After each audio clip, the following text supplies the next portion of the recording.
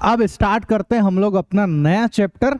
नए चैप्टर का नाम है खाद्य संसाधनों में सुधार। इंग्लिश में इसको बोलते हैं इम्प्रूवमेंट इन फूड रिसोर्सेस। ठीक है, तो देखो इस चैप्टर में हम लोगों को पढ़ना क्या है उस चीज को अपन पहले ही समझ लेते हैं, है ना। देखो ध्यान से समझना मेरी बात। हमारा देश जो भारत देश है, आज उसकी आबादी कितनी है बताओ जल्दी से, कितनी आबादी हो गई है? 140 करोड़ के आसपास की आबादी हो गई अपने देश की, हो गई ना 130 140 करोड़ की आबादी अपने भारत देश की। अब जितने ज्यादा लोग बढ़ते जा रहे हैं, है ना, तो भैया खाने, जब लोग आएंगे तो उनको खाने की भी जरूरत पड़ेगी, चाहिए कि नहीं चाहिए? उनको खाना चाहिए, जीवन के लिए चाहिए ना। तो भैया उनके लिए ज्यादा से ज्यादा खाने की जरूरत पड़ेगी। अब खाने की जरूरत के लिए क्या करना पड़ेगा बताओ? ज़्यादा से ज़्यादा खेती करनी पड़ेगी, ज़्यादा से ज़्यादा जो है फसल उगानी पड़ेगी, है ना, या ज़्यादा से ज़्यादा जो है पशुपालन करना पड़ेगा, तब जाके तो दूध वगैरह चीज़ें मिलेगी। ऐसे ही होगा और क्या है, ज़्यादा से ज़्यादा खेती करनी पड़ेगी। अब भाई ज़्यादा से ज़्यादा खेती करे कैसे? जमीन तो जितनी है उतनी की उतनी है। जमीन जो है वो तो फिक्स है ना अपने पास में। भारत देश जो है उसका क्षेत्रफल, उसकी जमीन भी फिक्स है। तो अब ज़्यादा से ज़्यादा कैसे खेती करें? तो जो जमीन है उसी में अपने को नई नई टेक्नोलॉजी लगानी पड़ेगी, है ना। उसी के अंदर जो है अपने को भैया अच्छे अच्छे उपकरण लगाने पड़ेंगे, है ना। उसके अंदर खाद बीज डालना पड़ेगा, अच्छी अच्छी तकनीकें लगानी पड़ेगी, तब जाके तो ज़्यादा से ज़्यादा जो है फसल उगेगी। और तब जाके तो इतने सारे लोग जो है 130 140 करोड़ की जो आबादी वाले लोग हैं, इन सबको फूड मिल पाएगा, इन सबको खाना मिल पाएगा। अगर हम लोग नहीं उगाएंगे अच्छे से तो क्या होगा? फिर नकली नकली चीज़ें मिलेगी, क्योंकि अल्टरनेट तो हर चीज़ का होता है। नकली चीज़ें मिलेगी, अभी भी मिल रही है, बहुत सारी चीज़ें मिलावट वाली मिल रही है ना, आज यही तो हो रहा है। तो नकली नकली चीज़ें वो अपन खाएंगे तो अपन बीमार पड़ेंगे, जल्दी मर जाएंगे, कैंसर हो जाएगा, बहुत सारी बीमारियाँ हो जाएगी। तो ऐसा होएगा कि नहीं होएगा? तो भैया हमको जो है, जैसे मेरे को दूध भी चाहिए, अगर अपने को पीने के लिए दूध चाहिए ना, तो उसके लिए दूध कहाँ से आता है? दूध भैया पशु से आता है। तो पशु की देखभाल करनी पड़ेगी, है ना, पशुपालन करना पड़ेगा ढंग से, तब जाके तो हमको दूध मिलेगा। वरना वही फिर पीना यूरिया वाला दूध, डिटर्जेंट वाला दूध, सब करना ही पड़ेगा ना ये सारी की सारी चीज़ें। तो भैया ये जितनी भी चीज़ें जो मैं आपको बोल रहा हूँ कि खाद्य संसाधनों में सुधार, है ना, इसका मतलब यही है कि आपको कैसे भी करके, क्योंकि आपके जरूरत तो लगेगी अब इन सब चीज़ों की, जितने ज़्यादा लोग होंगे उतने ज़्यादा इन सब चीज़ों की आवश्यकता है। तो कैसे ना कैसे टेक्नोलॉजी से कुछ तकनीकें लगा के कैसे भी करके जो खाना है, जो फसल है, उसकी गुणवत्ता में हम कैसे सुधार कर सकते हैं, वही चीज़ हमको इस चैप्टर में पढ़ना है। आई बात समझ में कि हम क्या क्या कर सकते हैं? ठीक है, तो ध्यान से सुनते जाना मेरी बात, है ना। इस चैप्टर में क्या क्या आपको समझ में आ गया होगा, है ना। अब देखो ये जो चैप्टर है, इसमें सबसे पहले भैया हमको नाम आ रहा है भोजन का, खाने की बात कर रहे हैं अपन, ठीक है। तो सबसे पहले हमने हेडिंग डाल ली फूड, है ना, भोजन। अब भोजन क्या होता है बताओ आप? ये चैप्टर अभी तक का सबसे इजीएस्ट चैप्टर है, मतलब इसमें कोई माथा फोड़ी ही नहीं है, कोई साइंस रॉकेट साइंस ही नहीं लग रही इसमें, बहुत इजी, हम वैसे ही जानते हैं इसके बारे में सारी की सारी बातें, ठीक है। तो अब बताओ आप, भोजन क्या चीज़ है? भोजन जो है वो जिसको हम खाते हैं उसको भोजन बोलते हैं। तो क्यों खाते हैं? एनर्जी मिलती है इसलिए। भैया अगर भोजन खाएंगे तभी तो एनर्जी मिलेगी, तभी तो आप काम कर पाओगे, कुछ भी चीज़ आप एनर्जी से ही कर पाते हो, है ना। तो भोजन क्यों ज़रूरी है? एनर्जी के लिए, ऊर्जा के लिए। और क्यों ज़रूरी है? आपने खाना खाया तभी जाके आपका शरीर जो है रोगाणुओं से लड़ेगा, तो रोग प्रतिरोधक बनेगा आपका शरीर। अगर खाना नहीं खाओगे तो रोगाणु जो है वो अपने शरीर पर अटैक करते जाएंगे, फिर बीमारियाँ हो जाएगी हमको। होता है कि नहीं? ऐसा होता है ना। हालांकि कभी कभार उपवास करना चाहिए, पर ऐसे थोड़ी ना खाना छोड़ ही दिया बिल्कुल, तो वो तो फिर डेंजर हो जाएगा ना अपने लिए, बहुत खतरनाक, शरीर से धीरे धीरे खत्म होता जाएगा उसमें। तो रोगाणुओं से लड़ने के लिए भी भैया हमको भोजन चाहिए, है ना। और क्यों चाहिए अपने को? ऊर्जा के लिए चाहिए, है ना।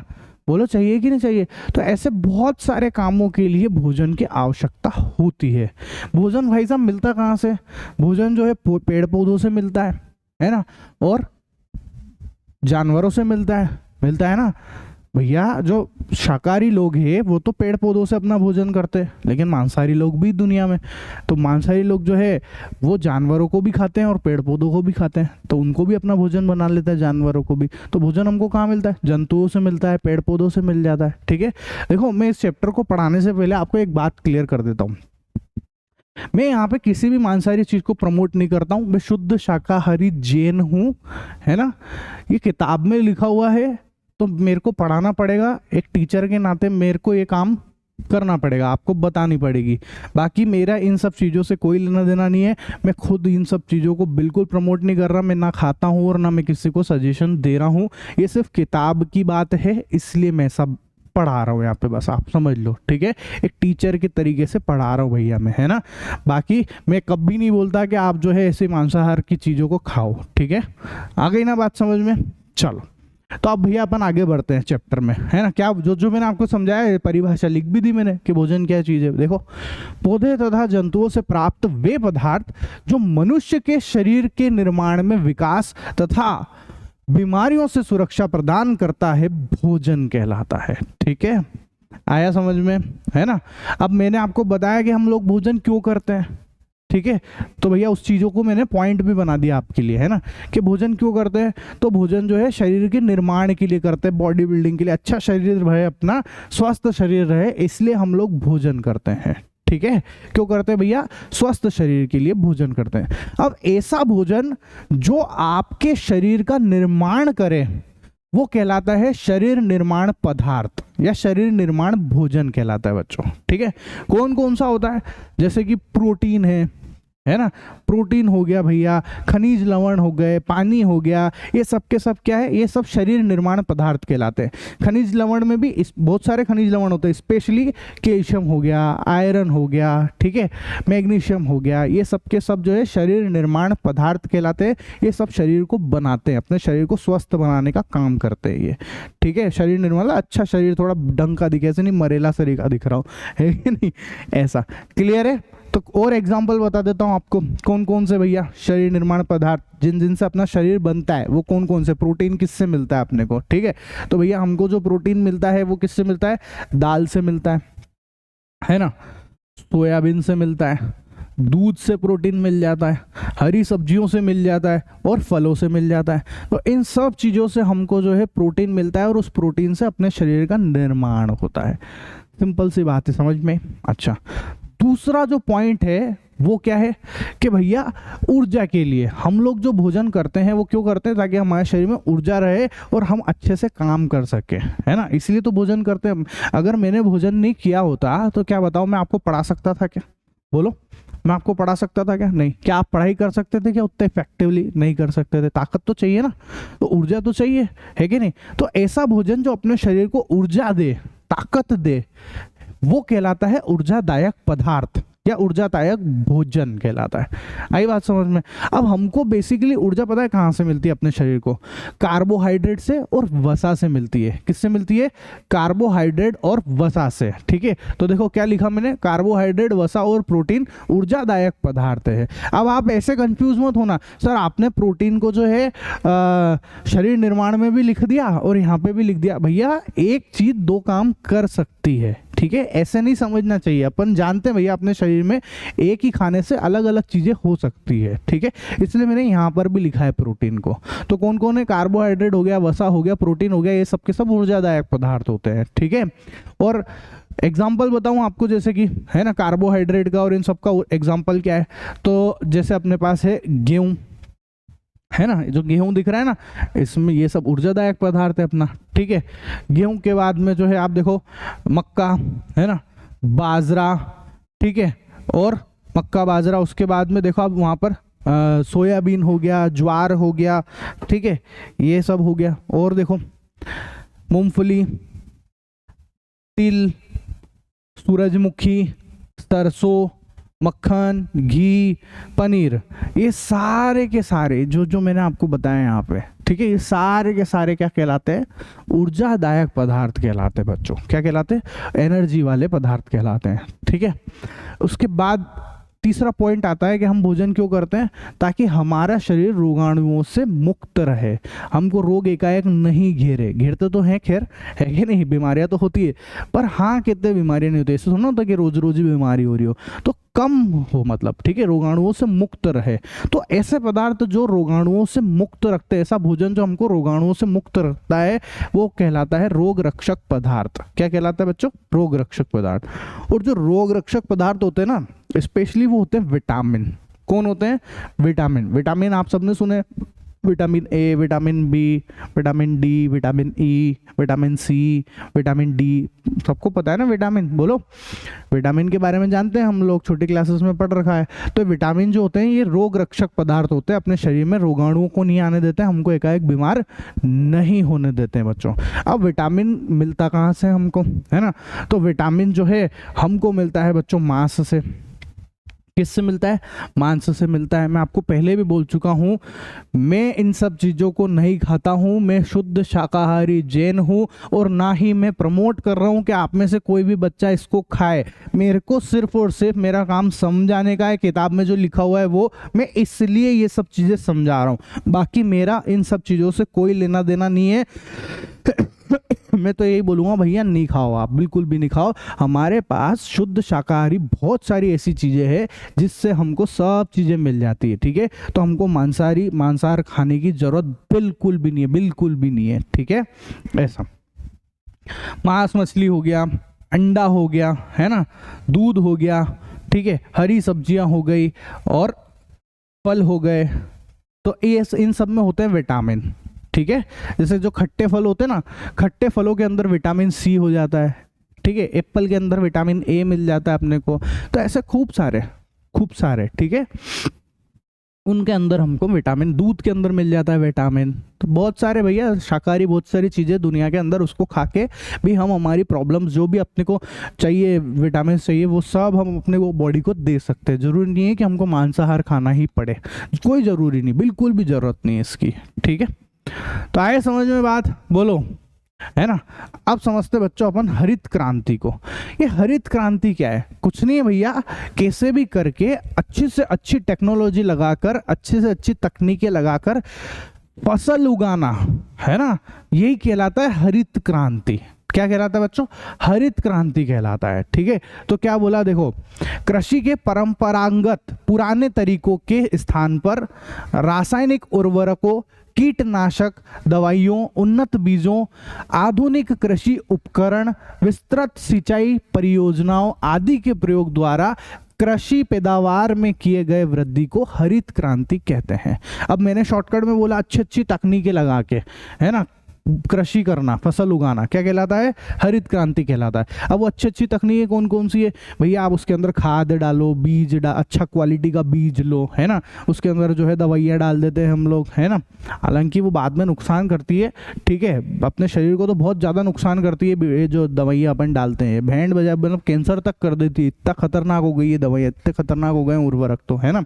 अब देखो, तो जैसे कि आप सिंचाई के लिए जो है, पहले लोगों को बारिश का पानी के ऊपर ही डिपेंडेंसी रहती थी, पर अब लोगों ने जगह जगह कुएं खोद लिए, जगह जगह नहर निकाल दिए, है ना, तो हो गए ना, बहुत सारे साधन हो गए भैया अपने पास पानी के लिए। तो अब बढ़िया टेक्नोलॉजी है कि नहीं, मोटर लगा के जो है खेतों में पानी पहुंचा देते हैं अपन, और उससे अपनी कुएं से जो है, मोटर लगाते कि नहीं लगाते हैं, देखा होगा ना सबने, उससे जो है अपने खेती का काम हो जाता है बढ़िया, है ना। और देखा होगा पहले जो है बेचारा किसान जो है खुद हल चलाता था, पुरानी टेक्नोलॉजी है, खुद हल चलाता था, हालत खराब हो जाती थी, उतना इफेक्टिव तरीके से खेती नहीं हो पाती थी। पर आज जो है अपने पास ट्रैक्टर आ गए, ट्रैक्टर क्या और बहुत सारे ऐसे मशीन आ गई, बहुत सारे उपकरण आ गए जिससे जो है अपन जोत सकते हैं खेत को, है ना, बहुत सारी चीज़ें कर सकते हैं कि नहीं कर सकते। तो ये अच्छी अच्छी टेक्नोलॉजी जिसका उपयोग करके अपन अच्छी से अच्छी फसल उगा सके, अच्छी से अच्छी कृषि कर सके, उसको हम लोग बोलते हैं भैया हरित क्रांति। क्लियर है? कोई दिक्कत हो तो बोलो, नहीं ना। अच्छा, ऐसा नाम क्यों पड़ा इसका हरित क्रांति, ग्रीन? क्योंकि जितनी फसल होती है ज़्यादातर उनका कलर जो है हरा हरा ही होता है, फसलों का कलर हरा ही होता है ना, जितने भी पेड़ पौधे हैं, इसलिए हरित बोल दिया, वो हरे से हरित हो गया, ठीक है। इसके बाद आता है बच्चों श्वेत क्रांति, व्हाइट रिवॉल्यूशन। श्वेत क्रांति में कुछ नहीं है भैया, अच्छे से अच्छे पशुपालन करके बढ़िया से बढ़िया तरीके अपना के दुग्ध का उत्पादन बढ़ाना, दूध का उत्पादन बढ़ाना श्वेत क्रांति कहलाता है। सिंपल है, बहुत सिंपल है। तो क्या बोला, देश में संकर नस्ल के गाय और भैंसों के सफल पशुपालन कर दूध के उत्पादन में वृद्धि की गई, जिसे श्वेत क्रांति कहते हैं। आया समझ में? बढ़िया से बढ़िया पशुओं को पालो, मतलब पशुओं को पालो आप अच्छे से अच्छे तरीके से, है ना, और उनसे ज़्यादा से ज़्यादा दूध पैदा करो, है ना। उसको क्या कहते हैं भैया हम लोग? दूध के उत्पादन को हम लोग बोलते हैं श्वेत क्रांति, ठीक है। दूध के उत्पादन में वृद्धि के लिए एक कार्यक्रम चलाया गया जिसे ऑपरेशन फ्लड कहते हैं। याद रखना आप, क्या नाम है इसका? Operation flood. ऑपरेशन फ्लड की मदद से दूध का उत्पादन किया जाता है, ये एक ऑपरेशन है ना, एक कार्यक्रम है मतलब, ठीक है। ऐसा क्या भैया ज्यादा से ज्यादा होगा, एक बोलते ना अभियान चला दिया है, उस अभियान का नाम है ऑपरेशन फ्लड, ठीक। रजत क्रांति, सिल्वर रिवॉल्यूशन। अब सिल्वर रिवॉल्यूशन रजत क्रांति में पता है क्या आएगा? ज्यादा से ज्यादा अंडे की पैदावार करना, ठीक है। जितने ज्यादा पशु जो अपने पशु होते, सॉरी जो मुर्गा मुर्गी होते हैं, है ना, इनसे से ज्यादा, जैसे हम सबको पता है ना, मुर्गी जो होते हैं, है ना, ये मुर्गी क्या देती है बताओ? अंडे देती है, पता ही है हमको, मुर्गी जो अंडे देती है, ठीक है। तो ज्यादा से ज्यादा अंडे की पैदावार करना, ठीक है, ऐसे तकनीकें जिसकी मदद से ज्यादा अंडे की पैदावार कर सके, है ना, तो ज्यादा से ज्यादा अंडे को बनाना, उत्पन्न कराना, पैदा कराना, ये सब कहलाता है भैया रजत क्रांति, ठीक है। तो क्या लिखा? उच्च कोटि के संकर नस्ल के कुक्कुट के पालन पोषण के द्वारा, कुक्कुट मतलब यही मुर्गा मुर्गी, है ना, ये इनके पालन पोषण के द्वारा अंडा उत्पादन में की गई वृद्धि को रजत क्रांति कहते हैं। क्या कहते हैं बच्चों? रजत क्रांति कहते हैं। समझ में आया? हरित क्रांति में फसल उगा रहे, श्वेत क्रांति में दूध, है ना, दूध को जो है ज्यादा से ज्यादा दूध का उत्पादन कर रहे हैं, और सिल्वर क्रांति जो रजत क्रांति, इसमें अंडे का उत्पादन कर रहे हैं, ठीक है। इसके बाद आता है बच्चों संपोषणीय कृषि, है ना, सस्टेनेबल एग्रीकल्चर। अब संपोषणीय कृषि क्या होती है? ये दिख रही है अपने को, ये जो दिख रही है, ये संपोषणीय कृषि है। मतलब कि देखो क्या लिखा? कृषि का ऐसा तरीका जिसमें पर्यावरण को क्षति पहुंचाए बिना भोजन का उत्पादन पर्याप्त मात्रा में किया जा सके, संपोषणीय कृषि कहलाती है। अब आप बताओ, ये जो कृषि है इसमें पर्यावरण को कोई नुकसान नहीं पहुंचाया है, पर्यावरण बिल्कुल सेफ है, तो ऐसी कृषि क्या कहलाएगी? संपोषणीय कृषि कहलाती है बच्चों। समझ में आया? बोलो, कोई दिक्कत हो तो बोलो किसी को। तो अब समझते हैं बच्चों हम लोग फसल को, क्रॉप को। तो क्या होती है फसल? बहुत सारे पेड़ पौधों का समूह जिनको एक साथ उगाया जाता है। एक साथ क्यों उगाया जाता है? अपने भोजन के लिए या फिर जो है व्यापार करने के लिए, आर्थिक दृष्टि से लाभ के लिए, मतलब पैसे कमाने के लिए, अगर बिल्कुल सही साठ शब्दों में बोलूं तो, है ना। तो इन सब समूहों को हम एक साथ बोल देते हैं भैया फसल, ठीक है। तो क्या लिखा? पढ़ो। पौधे एवं पेड़ों का वह समूह जो एक बड़े जमीन पर आर्थिक लाभ और भोजन की पूर्ति की दृष्टि से उगाया जाता है, फसल कहलाता है। आर्थिक लाभ मतलब पैसे कमाने के लिए, ठीक है। पैसे कमाना तो कोई बुरी बात नहीं है ना दुनिया में, नहीं है ना। चलो, तो देखो जो अपने पास फसल है वो 3 प्रकार की होती है। कितने प्रकार की? 3 प्रकार की। कौन कौन सी? देखना जरा। खरीफ फसल, काय की फसल है? खरीफ, सबने पढ़ रखा होगा छोटी क्लासेस में, है ना। खरीफ की फसल, है ना, रबी की फसल, और तीसरी होती है जायद फसल, ठीक है। तो 3 प्रकार की है, खरीफ, रबी और जायद। सबसे पहले हम लोग समझते हैं बच्चों खरीफ फसल को, ठीक है। खरीफ जो शब्द है वो अरबी भाषा का शब्द है जिसका मतलब होता है पतझड़। क्या होता है? पतझड़। हम लोग जानते हैं पतझड़, तो हम सब ने देखा है, पतझड़ का मौसम आता है कि नहीं आता है। ऐसे अरबी में पतझड़ को बोलते हैं खरीफ, ठीक है। खरीफ की फसल जिन्हें जून जुलाई में बोते हैं और अक्टूबर के आसपास काटते हैं। कब बोते हैं इसको? जून जुलाई में बोते हैं, बारिश के टाइम पे, है ना, और अक्टूबर के आसपास जो है इसको काट देते हैं बच्चों, ठीक है। इन फसलों को बोते समय अधिक तापमान एवं आर्द्रता की आवश्यकता पड़ती है, साथ ही पकते समय शुष्क वातावरण की जरूरत होती है ना। ये जो फसलें इनको बोते समय अधिक आर्द्रता की, क्या बोला देखो पढ़ो आप, अधिक तापमान एवं आर्द्रता की आवश्यकता। आर्द्रता मतलब नमी, पानी, ज्यादा पानी चाहिए, और ठीक तापमान भी अच्छा ही चाहिए, मतलब ऐसा, है ना, इसकी जरूरत पड़ती है इसके अंदर, ठीक है। और जब इसको अपन जो है पकते समय, मतलब जब फसल पकती है उस समय शुष्क मौसम होना चाहिए, ठीक है। खरीफ फसल को मानसूनी फसल भी कहते हैं क्योंकि इन्हें मानसून के शुरुआत में ही लगाया जाता है। बताया ना आपको, जून जुलाई में लगाते हैं इसको, तो मानसून का मौसम होता है, बारिश का मौसम होता है, इसलिए ऐसा लिख रहा है। कौन कौन से एग्जाम्पल है बोलो? जैसे कि धान, है ना, मक्का, बाजरा, ठीक है, और ज्वार, मूंगफली, सोयाबीन, मूंग, ये सारे के सारे खरीफ की फसल के उदाहरण हैं, ठीक है। सिंपल है, अब याद तो रखने पड़ेंगे कौन क्या है ना। अच्छा, मैं ट्रिक भी बता दूंगा आपको, है ना, इन तीनों फसलों को, इनमें कौन कौन से इसकी ट्रिकें भी है वो भी बता देंगे आपको, ठीक है, कोई दिक्कत वाली बात नहीं है। चलो, उसके बाद आता है बच्चों रबी की फसल। अब रबी की फसल क्या होती है, इंग्लिश में नाम तो रबी क्रॉप ही है इसका, ठीक है, रबी और क्रॉप कर दिया, फसल को क्रॉप कर दिया, ठीक है। क्या बोला देखो, रबी की फसल सामान्यतः अक्टूबर और नवंबर के महीनों में बोई जाने वाली फसल है, ठीक है, अक्टूबर और नवंबर में बोते हैं इसको। इन फसलों की बुआई करते समय कम तापमान होता है, ऑब्वियस सी बात है, अक्टूबर का नवंबर का टाइम जो है वो ठंडा टाइम आ जाता है, सर्दियां आने लगती है तो कम तापमान होता है, और पकते समय शुष्क और गर्म वातावरण की जरूरत होती है, ठीक है। गर्मी में ये फसलें आती है बच्चों, ठीक है, गर्मी के अंदर पूरी तरीके से उग जाती है और गर्मी में इसको काट लेते हैं। कौन कौन सा एग्जाम्पल देख लो आप, जैसे कि गेहूं, है ना, गेहूं हो गया, ठीक है, और जो हो गया, चना हो गया, ठीक है, मसूर हो गया, सरसों हो गई, ठीक है। तो ये सब के सब किसके एग्जाम्पल है, गेहूं चने की फसल, सरसों की फसल, ये सब कब आती है, बोलो गर्मियों में आती है, रबी की फसल कहलाती है ये, ठीक है, कोई दिक्कत हो तो बोलो, नहीं। अच्छा, तीसरे नंबर पे आती है बच्चों जायद की फसल, ठीक है। अब जायद की फसल क्या है, सुनना, दो फसलों के बीच में लघु समय में उत्पन्न की जाने वाली फसल को जायद की फसल कहते हैं। दो फसल कौन सी, एक तो रबी और एक खरीफ, है ना, खरीफ और रबी की फसल थी, उन दोनों के बीच में थोड़ा बहुत ऐसा टाइम होता है जिसमें ये वाली फसल को उगा लिया जाता है ना। इस तीसरी फसल का नाम क्या है, जायद की फसल है, ठीक है। एग्जाम देखो, इनको कब उगाते हैं बता भी रखा है, फरवरी से मार्च तक की जाती है, फरवरी से मार्च, ठीक है।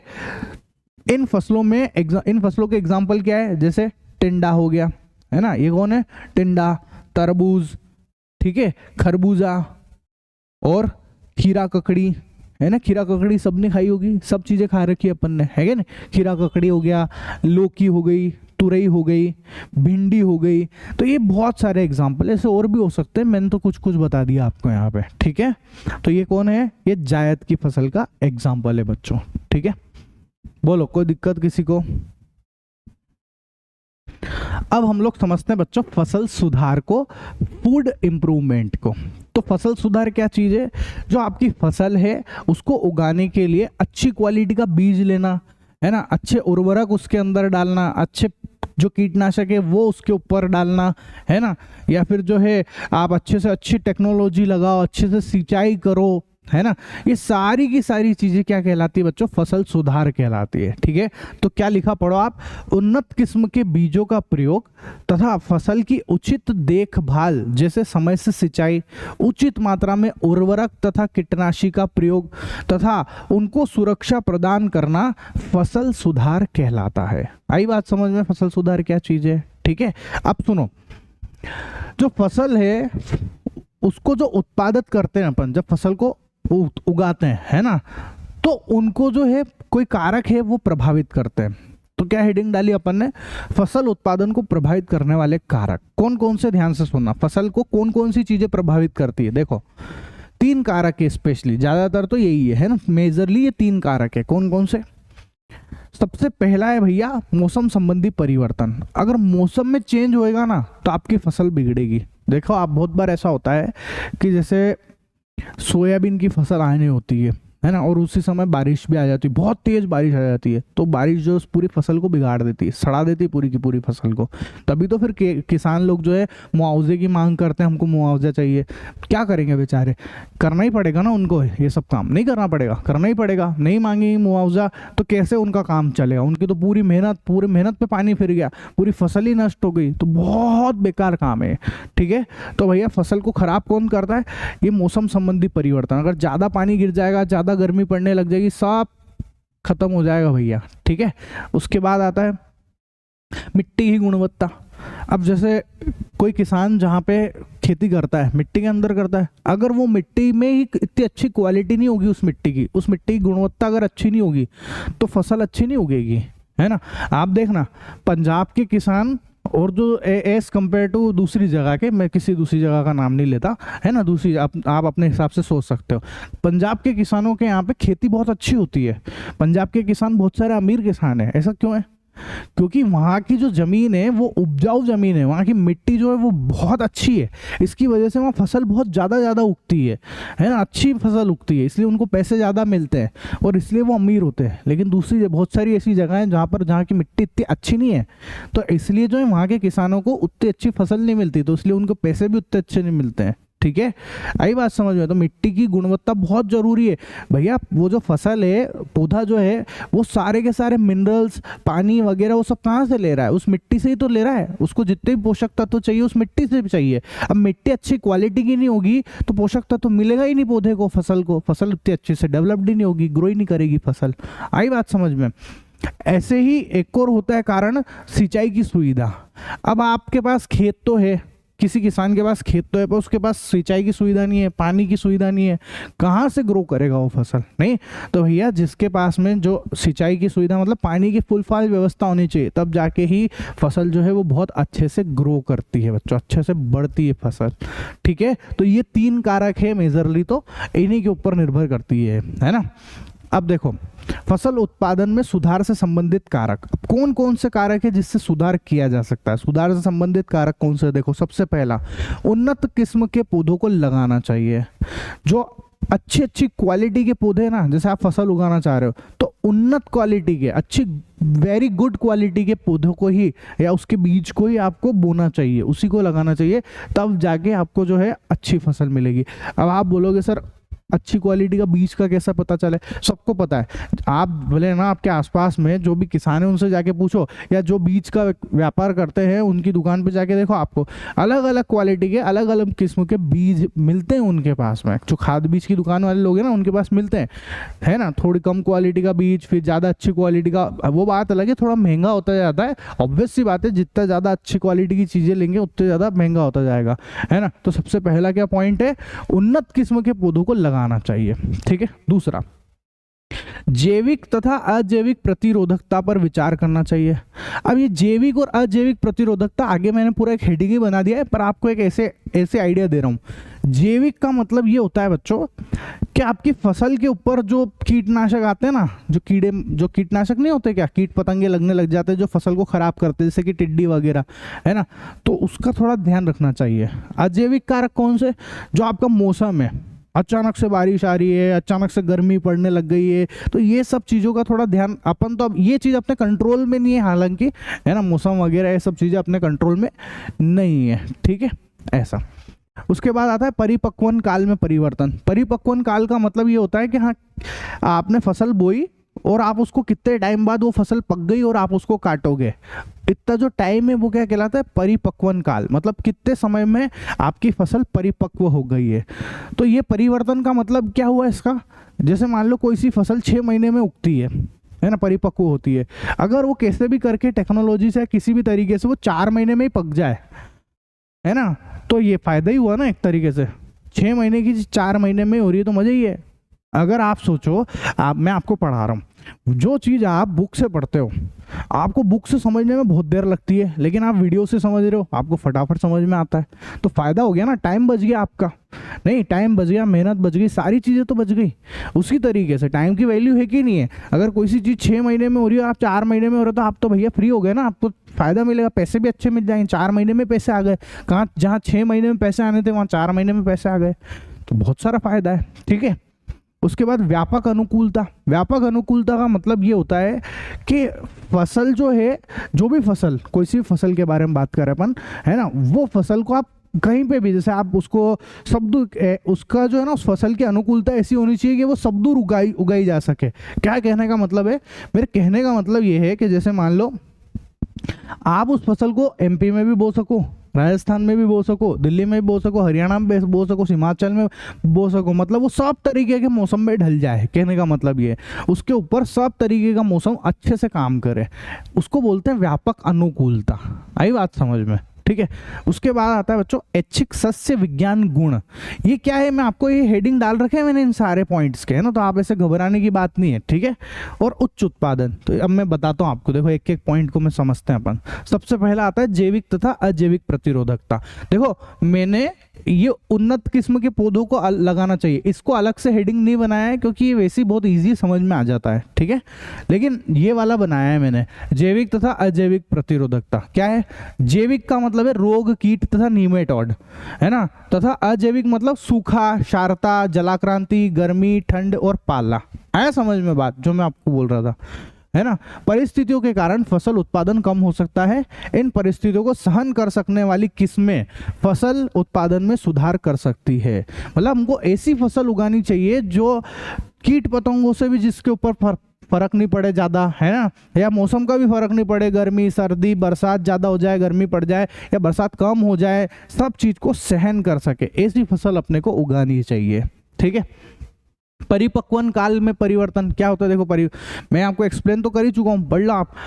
फसल को उगाने से लेकर कटाई तक के समय तक कम से कम समय लगना आर्थिक दृष्टि से अच्छा है, ठीक है। जितना कम टाइम लगेगा उतना ज़्यादा फायदा ही होता है ना। आर्थिक मतलब पैसे अच्छे मिल जाते हैं, एक तो पैसे समय से पहले मिलने लग जाते हैं, 6 महीने की जगह 4 महीने में मिल रहा है, तो उस पैसे से आप और भी कुछ कर सकते हो, है क्या नहीं।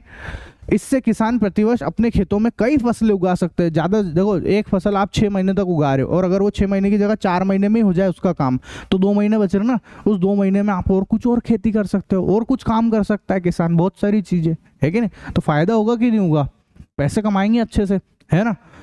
कम समय होने के कारण फसल उत्पादन में धन भी कम खर्च होता है, ऑब्वियस सी बात है। देखो एक फसल जो 4 महीने में तैयार हो रही है तो उसमें पानी कम लगेगा, है ना, उसके अंदर कीटनाशक कम लगेंगे, उसमें बहुत सारी चीज़ें कम हो जाएगी। बिजली भी मोटर चला रहे अपन तो बिजली का खर्च कम आएगा, पानी के लिए आएगा कि नहीं आएगा। लेकिन वही 6 महीने लगाओगे आप तो 6 महीने में सब चीज़ें बढ़ेगी, खर्चा बढ़ेगा, तो नुकसान ही है किसान के लिए, तो नहीं। उसके बाद आता है व्यापक अनुकूलता। व्यापक अनुकूलता मतलब व्यापक अनुकूलता वाली किस्मों का विकास करना विभिन्न पर्यावरणीय परिस्थितियों में फसल उत्पादन को स्थायी करने में सहायक होगा। एक ही किस्म को विभिन्न क्षेत्रों में विभिन्न जलवायु में उगाया जा सकता है। मतलब एक ही फसल को आप अलग अलग जगह, आप एमपी में भी उगा रहे हो, राजस्थान में भी उगा रहे हो, हरियाणा में, हिमाचल में, सब दूर उगा लो, ऐसी फसल होनी चाहिए अपने पास में जो सब तरीके के मौसम को सहन कर सके, ठीक है।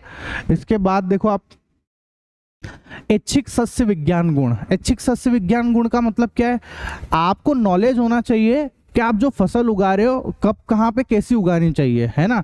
छोटी जो है छोटे आकार की कहाँ उगानी चाहिए, बड़े जो है चारे जैसी उसको कहाँ उगानी चाहिए, इसको बोलते हैं ऐच्छिक सस्य विज्ञान गुण। जैसे कि चारे वाली फसलों के लिए लंबी तथा सघन शाखाएं ऐच्छिक है ना। चारे वाली फसलें अगर आपको चाहिए तो लंबी और सघन होनी चाहिए, ठीक है।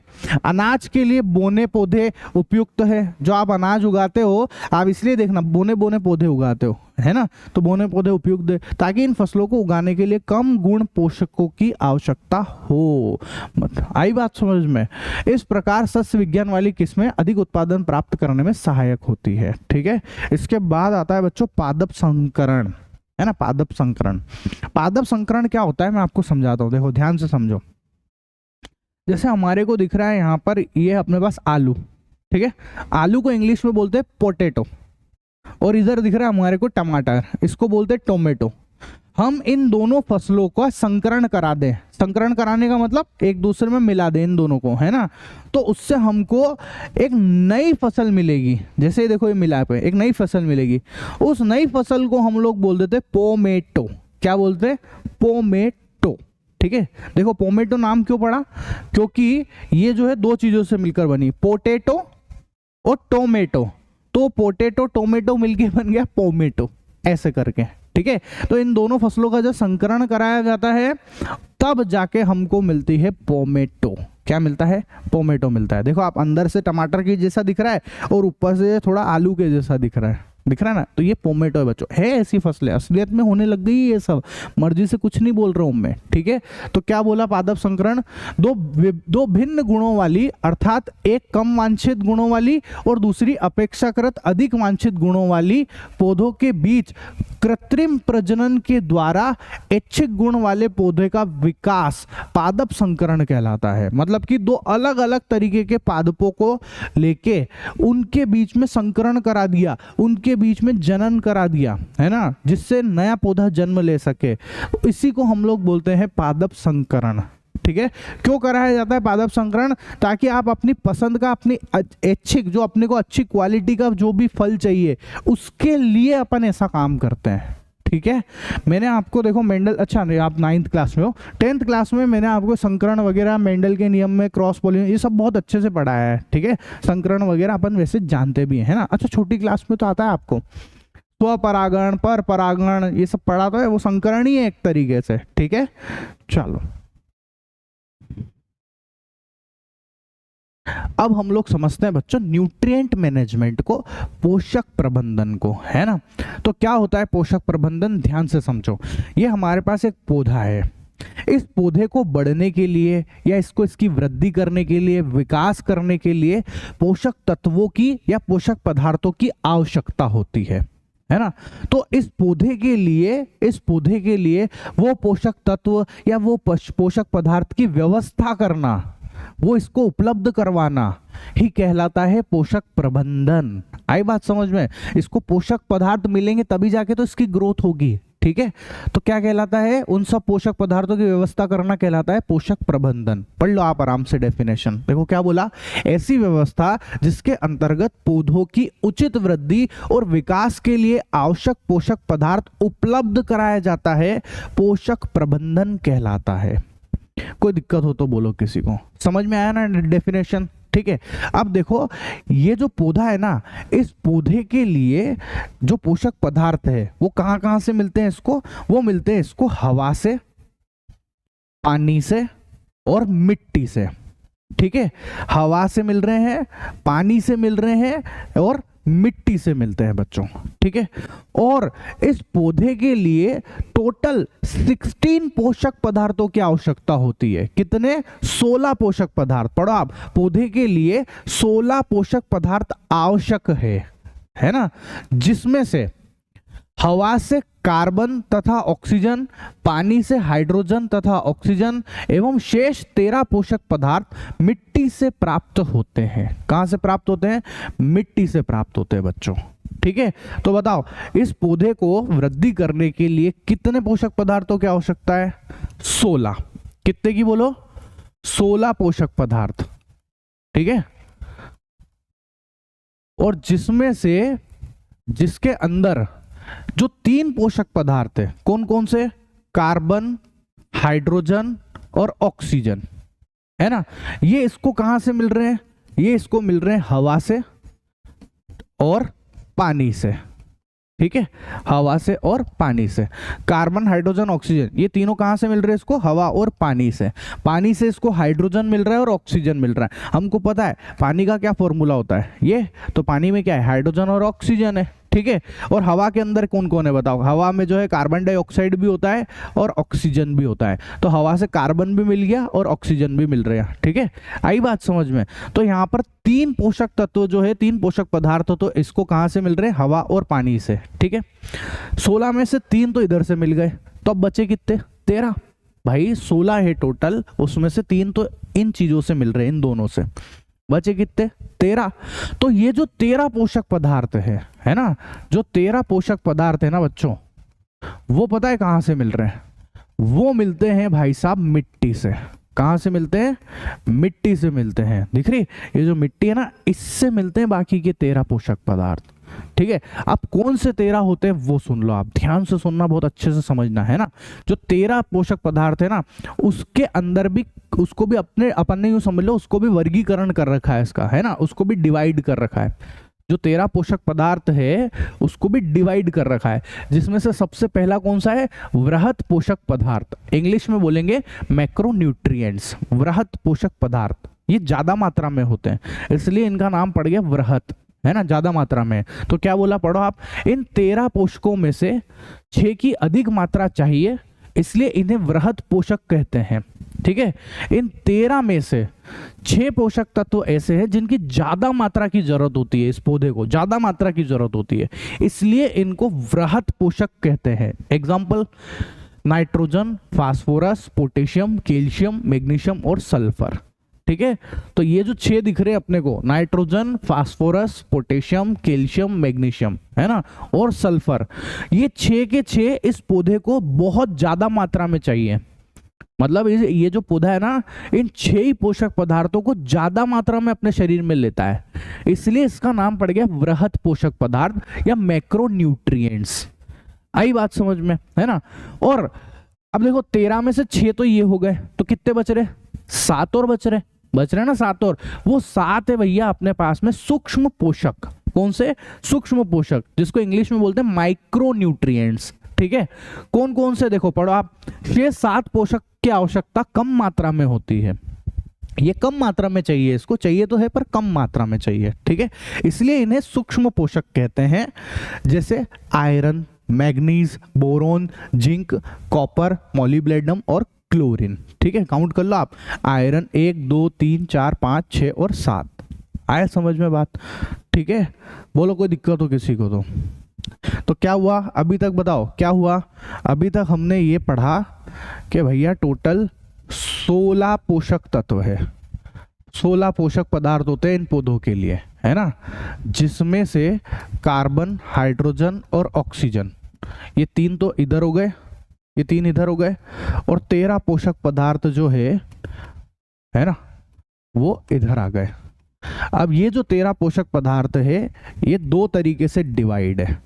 एक है भैया मैक्रोन्यूट्रिएंट्स, हिंदी में बोलेंगे वृहत पोषक पदार्थ बोल दो या वृहत पदार्थ लिख देता हूं, है ना। और दूसरा है सूक्ष्म पोषक। ठीक है, सूक्ष्म पोषक पदार्थ ऐसा करके लिख दो आप, है ना। वृहत के अंदर जो है वो आते हैं भैया 6। कितने होते हैं ये 6, और सूक्ष्म कितने होते हैं? 7 होते हैं। ठीक है, जिसके नाम मैंने आपको लिख रखे हैं। आप चाहो तो इस तरीके से चार्ट की फॉर्म में भी बना सकते हो इसको, है ना। और मैं आपको बता चुका हूँ, चलो बताओ एक बार और, ये तीनों किस में पाए जाते हैं? जल्दी से बोलो, ये तीनों किस में पाए जाते हैं? बोलो फटाफट बोलो, किस के अंदर है? हवा और पानी, है ना।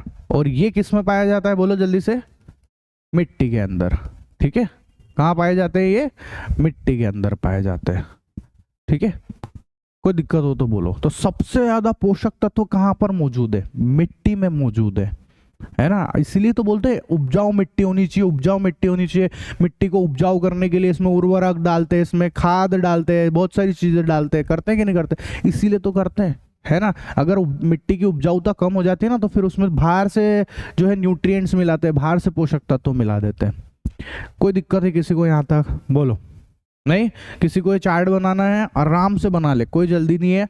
वीडियो को पॉज करे और आराम से इस चार्ट को ड्रॉ कर ले। ठीक है, आगे बढ़ते।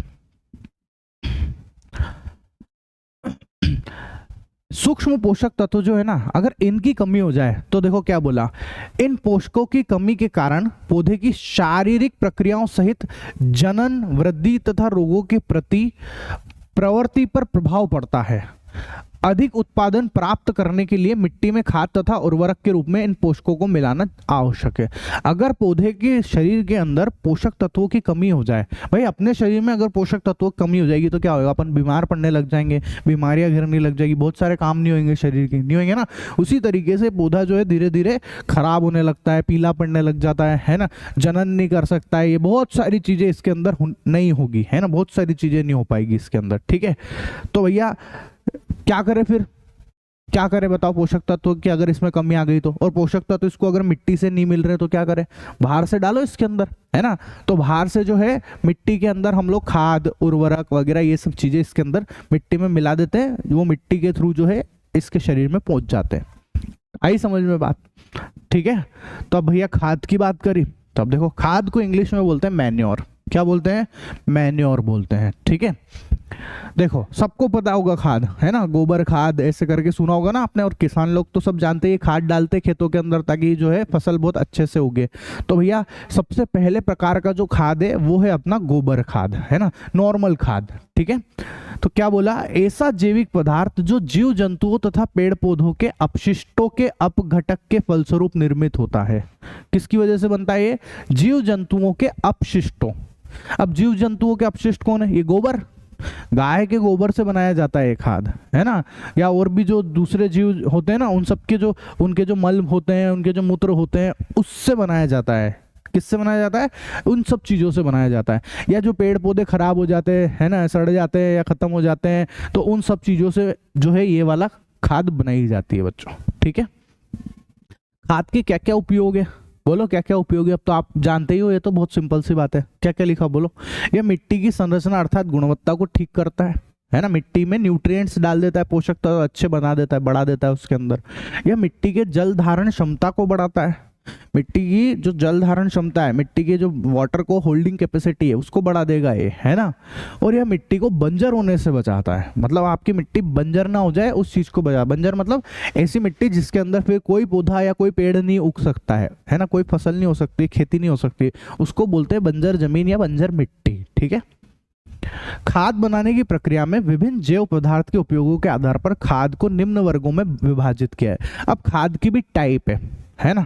सबसे पहला जो टाइप है बच्चों वो है वर्मी कंपोस्ट। क्या है, वर्मी कंपोस्ट, ठीक है।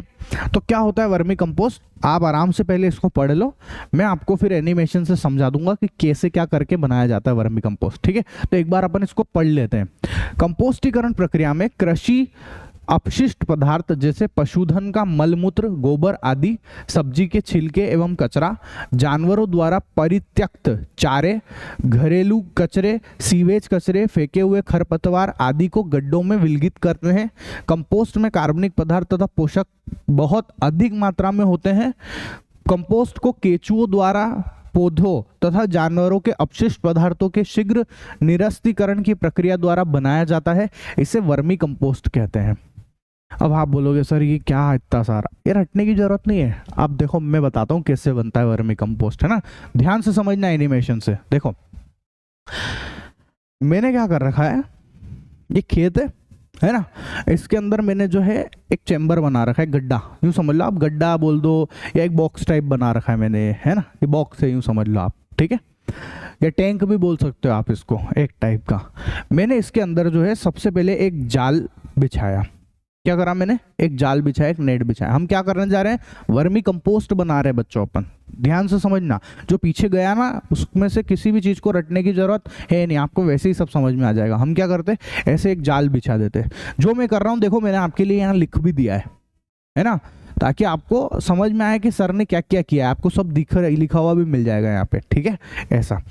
तो देखो सबसे पहले हमने एक जाल बिछाया, फिर इस जाल के ऊपर जो है हमने एक रेत डाल दी। क्या करी, रेत डाल दी। देखो रेत आई तो मैंने यहाँ बता दिया है कि हाँ भैया रेत डाली है, ठीक। उसके बाद जो है हमने इसके ऊपर थोड़े से पत्ते वगैरह डाल दिए, पेड़ पौधों के जो पत्तियां होती है ना वो डाल दी अपन ने, ठीक। इसके बाद हमने इसी के अंदर जो है सड़े गले से जो छिलके होते हैं सब्जियों के, है ना, या फल फ्रूटों के जो छिलके होते हैं, उन सब चीज़ों को इसके अंदर डाल दी। उसके बाद हमने जो चाय की पत्ती होती है, अपने घर में जो गंदगी निकलती है, चाय की पत्ती जो हो जाती है ना, चाय बनाने के बाद जो पत्ती रह जाती है वो, जिसका कोई काम नहीं है, उन सबको, वो सब चीज़ें इसके अंदर डाल दी। इसके बाद भैया अपन क्या करते हैं, थोड़ा सा पानी इसके अंदर डालते हैं, ज्यादा नहीं, बिल्कुल थोड़ा सा, बस ये थोड़ा बहुत गीला हो जाए, मतलब है ना, इसमें नमी आ जाए, इतना पानी डाल देते हैं इसको, ठीक है।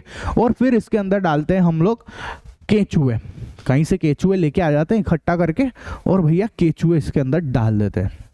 आई बात समझ में, तो ये मैंने केचुए डाल दिया। उसके बाद हम क्या करते हैं ना बच्चों, यहाँ पर हरी घास, और उस हरी घास के साथ में हमने कुछ रेत और मिला रखी है इसके अंदर, धूल मिट्टी या रेत मिला रखी है, यूं समझ लो आप, ठीक है। तो केचुए थे और उसके ऊपर हमने हरी घास या ऐसे करके घास वगैरह, उसके साथ में थोड़ी रेत अपन ने मिला के इसके अंदर डाल दी। कोई दिक्कत हो तो बोलो, अभी तक तो किसी को नहीं ना समझ में आया ना क्या क्या। अभी तक तो अपन ने जितना भी अटरम सटरम था, जो अपने घर का कचरा वचरा सब जो भी है ना, जितनी भी चीजें थी वो सब इसके अंदर डाल दिया। केचुए भी डाल दिए अपन ने इसके अंदर, है ना, केचुए कहाँ से लाए? जो लोग इसकी खेती करते हैं उनके पास में वो केचुए को भी पालते हैं, उनके पास होते हैं केचुए, तो वो क्या करते हैं उसमें से कुछ केचुओं को इनमें डाल देते हैं, है ना। अब क्या होता है ना बच्चों, वो केचुए की संख्या धीरे धीरे बढ़ने लगती है।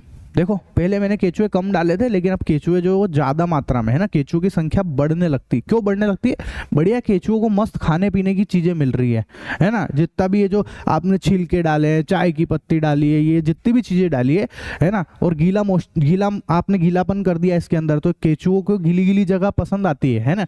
तो वहां पर क्या होता है कि केचुए इन सब चीजों को खाते हैं और धीरे धीरे जो है ना, वो वहां पे केचुए जनन करते हैं, और जनन की वजह से केचुओं की संख्या धीरे धीरे बढ़ने लगती है।